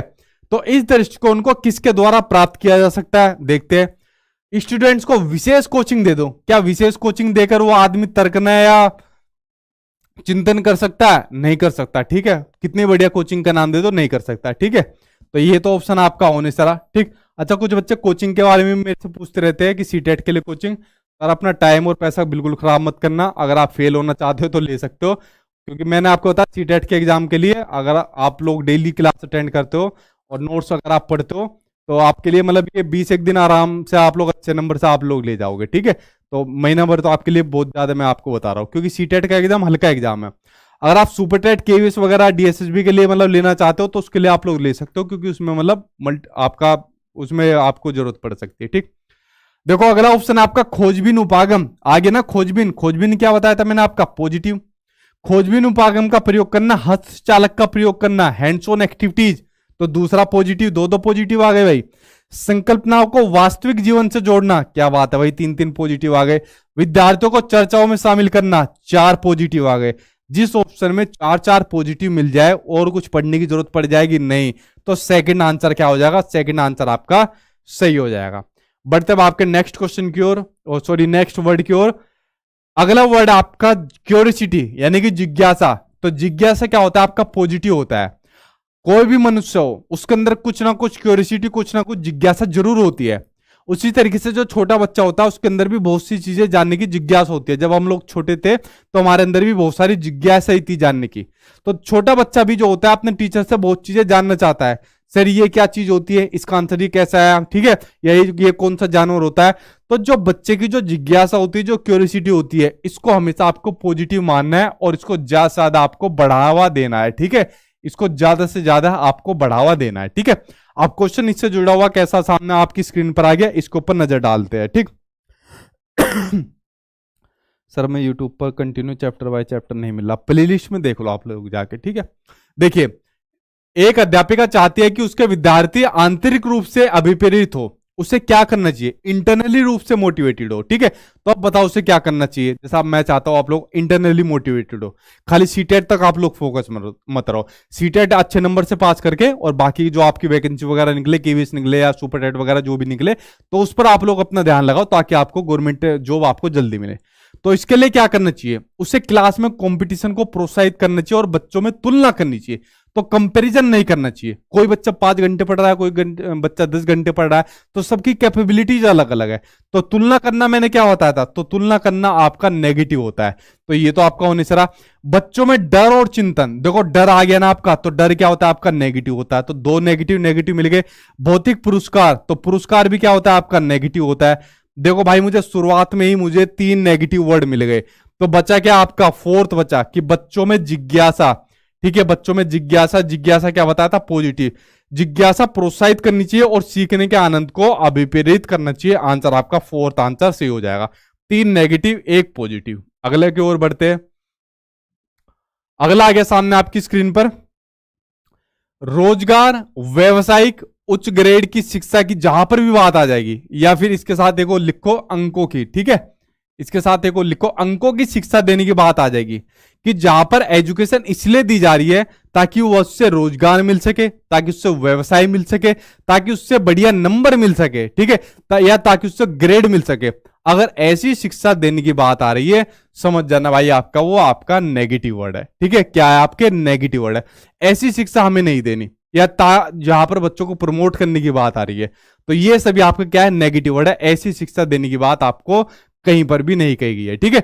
जैसे क्वेश्चन सामने स्क्रीन पर है कि एनसीएफ 2005 के अनुसार प्राइमरी लेवल पर गणित शिक्षण का उद्देश्य निम्नलिखित में से कौन सा नहीं है। ध्यान से पढ़ना, क्वेश्चन पूछा कौन सा नहीं है, नहीं है यानी नेगेटिव पूछा है, तो नेगेटिव का भाई क्या होगा, नेगेटिव का भाई आपका नेगेटिव हो जाएगा। गणित में उच्चतर और अमूर्त पढ़ाई की तैयारी करना, देखो आ गई ना, गणित में उच्चतर की बात आ गई, ठीक है, हायर पढ़ाई की बात आ गई। मैंने कहा जहां पर हायर की बात आए, प्रमोट की बात आए, व्यवसायिक शिक्षा, ग्रेड के लिए पढ़ना, ऐसी शिक्षा की बात जहां पर भी आ जाएगी, उस बात को ना तो एनसीएफ कहता और ना ही कोई पॉलिसीज कहती है, तो ये क्या हो जाएगा आपका नेगेटिव हो जाएगा। तो नेगेटिव का भाई क्या हो जाएगा, नेगेटिव। आंसर आपका फर्स्ट आंसर आपका सी हो जाएगा, ठीक है। गणित को बच्चों की जिंदगी के अनुभव का भाग बनाना, इस बात को एनसीएफ कहता है पॉजिटिव है। समस्या समाधान और समस्या प्रस्तुत करने के कौशलों को प्रोत्साहित करना चाहिए, ये भी आपका पॉजिटिव होता है। तर्क संगत विचारों को प्रोत्साहित करना चाहिए, ये भी पॉजिटिव होता है, क्योंकि मैंने कहा बच्चे या बच्चों से जुड़े किसी भी चीज को आपको क्या करना चाहिए, आपको प्रोत्साहित यानी कि आपको एनकरेज करना चाहिए, ठीक, समझ गए आप लोग। चलिए बढ़ते अब आपके अगले पॉजिटिव वर्ड की।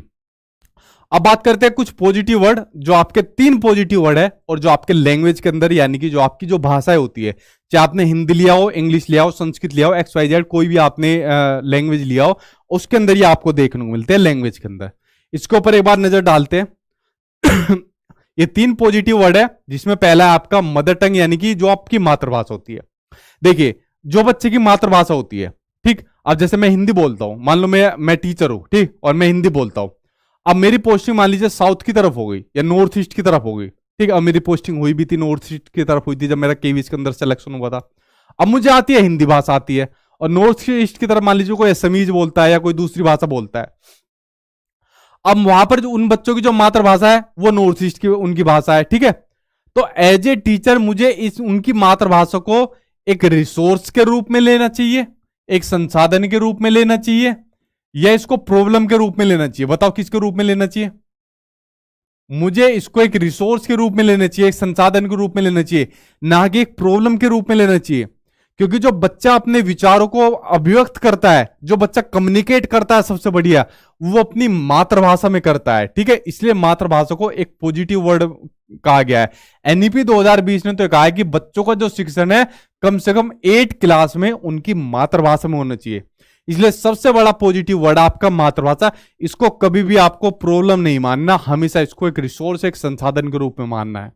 जैसे क्वेश्चन सामने आपकी स्क्रीन पर दिया हुआ है आपके मदर टंग से संबंधित, कि भाषाओं के अधिगम के बारे में, जो भाषाओं का अधिगम होता है, लर्निंग होती है, कौन सी बात सही नहीं है। क्वेश्चन नेगेटिव पूछा है तो आंसर भी हमें नेगेटिव देना पड़ेगा। मातृभाषा बेहतर संज्ञानात्मक वृद्धि में मदद करती है, बिल्कुल सही बात है, पॉजिटिव आपका आंसर है। मातृभाषा दूसरी भाषाओं के अधिगम को बाधित करती है, बाधित नहीं करती, सहायता देती है, हेल्प देती है। ठीक है, बाधित नहीं करती। तो ये क्या आपका गलत है, नेगेटिव है। तो आंसर आपका सेकंड, ये आंसर आपका सही हो जाएगा, नेगेटिव वाला। ठीक है, मातृभाषा अंतर व्यक्ति संप्रेषण कौशलों को सुगमता प्रदान करती है, कम्युनिकेट करने में हेल्प करती है। ठीक है, ये भी आपका पॉजिटिव है। मातृभाषा में सीखने से अवधारणात्मक समझ, जो कंसेप्चुअल अंडरस्टैंडिंग होती है, उसमें बढ़त होती है, ये भी सही है आपका। ठीक है, तो ये सभी पॉइंट आपके पॉजिटिव है जो आपके मातृभाषा से संबंधित है। वहां पर उसको बाधित कर दिया, प्रॉब्लम के रूप में मान दिया, तो आपका गलत हो जाएगा। तो गलत का भाई गलत हो जाएगा, तो सेकंड आंसर आपका सही हो जाएगा। अगला मातृभाषा के अलावा एक और आपका पॉजिटिव वर्ड है जो आपका बहुभाषिकता है। आप लोग मुझे एक बात सिंपल सी बताओ, बहुभाषिकता यानी कि मल्टीलिंगुअलिज्म।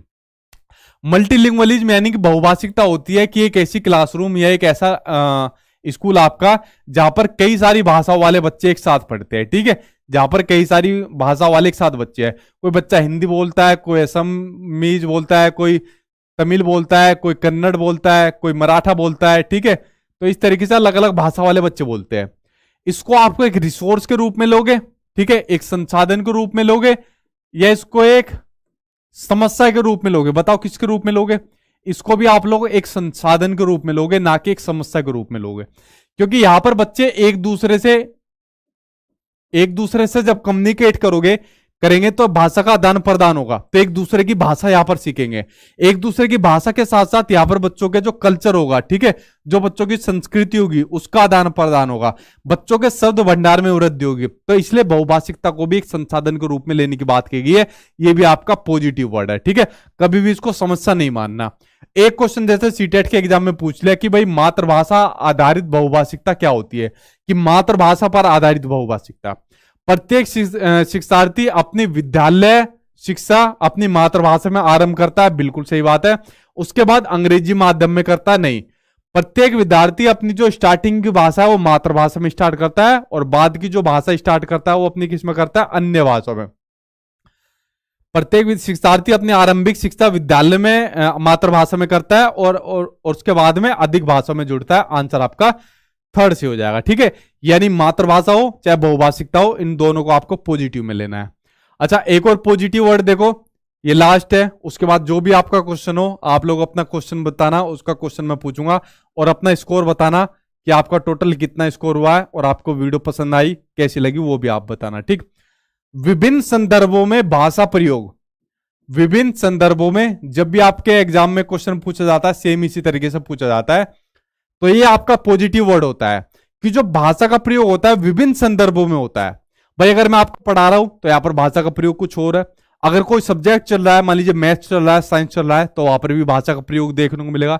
अगर रोल प्ले आपका हो रहा है तो वहां पर भाषा प्रयोग देखने को मिल रहा है।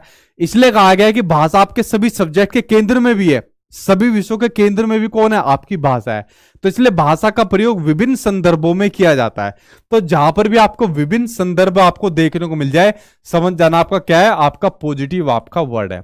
जैसे क्वेश्चन सामने स्क्रीन पर दिया हुआ है कि प्राथमिक कक्षाओं में रोल प्ले यानी जो भूमिका निर्वहन जो होता है उसका उद्देश्य क्या होना चाहिए?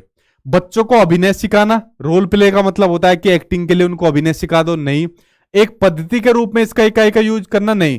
विभिन्न संदर्भों में भाषा प्रयोग के अवसर प्रदान करना, क्योंकि रोल प्ले के माध्यम से क्या होता है? बच्चे का जो भाषा विकास होता है, लैंग्वेज डेवलपमेंट होता है, वो सबसे ज्यादा होता है। ठीक है, भाषा रोल प्ले बच्चों को दे दिया कि भाई एक काम करो, आज तुम बैंक के तुम मैनेजर बन जाओ, मैं बैंकर बन जाता हूँ, कैश गिनने वाला बन जाता हूँ, आपस में रोल प्ले के माध्यम से ये काम को करते हैं। ठीक है, तो भाषा का विकास सबसे ज्यादा उसके अंदर होगा।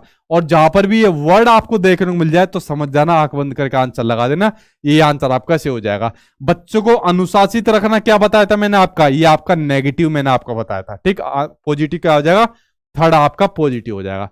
तो फ्रेंड्स यहाँ पर आपका खत्म हो गया। कितने क्वेश्चन थे भाई आपके, 33 क्वेश्चन थे आपके। ठीक है, तो बताओ 33 में से आपका कितना स्कोर हुआ, और 33 में से स्कोर के अलावा आप बताओ आपको क्लास कैसी लगी। ठीक है, और इस तरीके से आपके मैंने देखे आपको एनसीएफ 2005 पूरा डिटेल में पढ़ाया, मैंने आपसे प्रोमिस करा था एनसीएफ 2005 डिटेल में हो गया, एनईपी 2020 पूरा डिटेल में हो गया।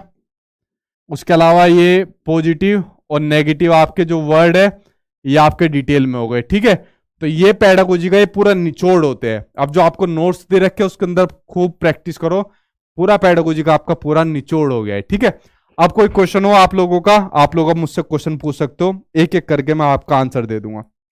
वेरी गुड भाई, 33 33 33 32, क्या बात है यार, लाइन एकदम चल गई 33 33 की। सही बोलो या झूठ है?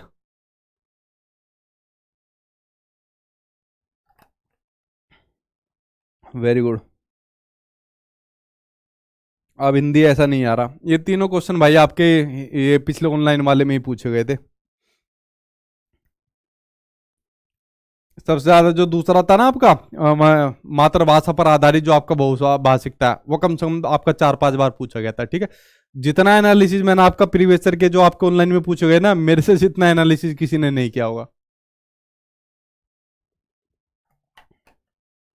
जी, वेरी गुड भाई, nice class sir ji, thank you भाई, thank you thank you, very good.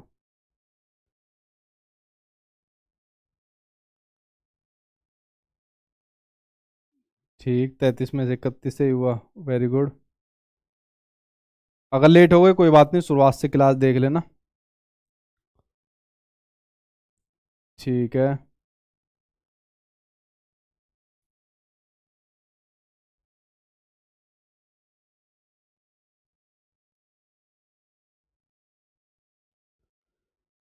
हाँ स्क्रीन की दिक्कत चल रही है यार, स्क्रीन करवाऊंगा ठीक, स्क्रीन वालों को फ़ोन भी किया हुआ है। मैराथन अभी बाद में होगी, अभी तो ये सब चीज़ें चल रही है, अभी बाद में होगी। ठीक, तब तक आप लोग अपनी तैयारी तो करिए, और पूछिए।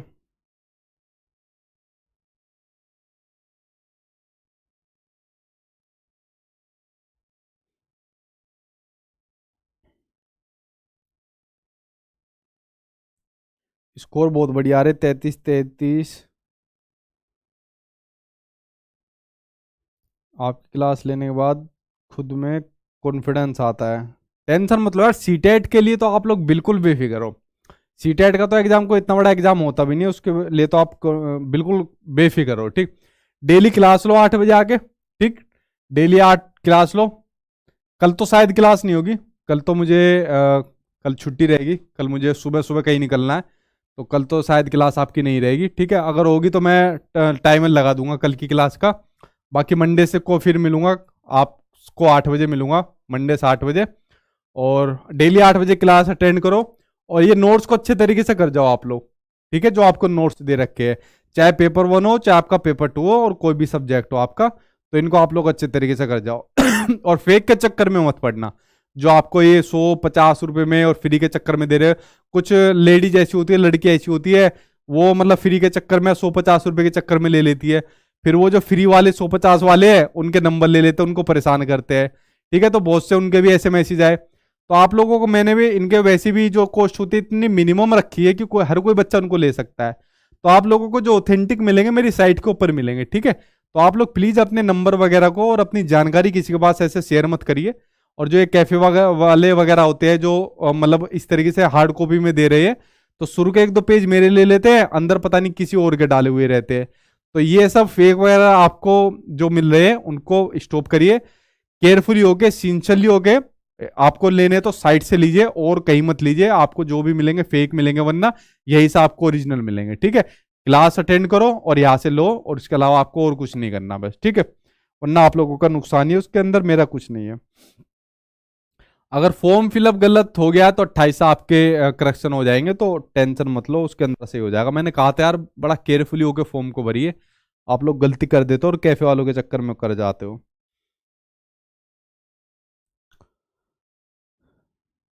जी हाँ, लैंग्वेज जो भी आप कंफर्टेबल हो ले लो। दिल से थैंक यू सर, आप नहीं होते तो सीटेट इतना आसान नहीं होता।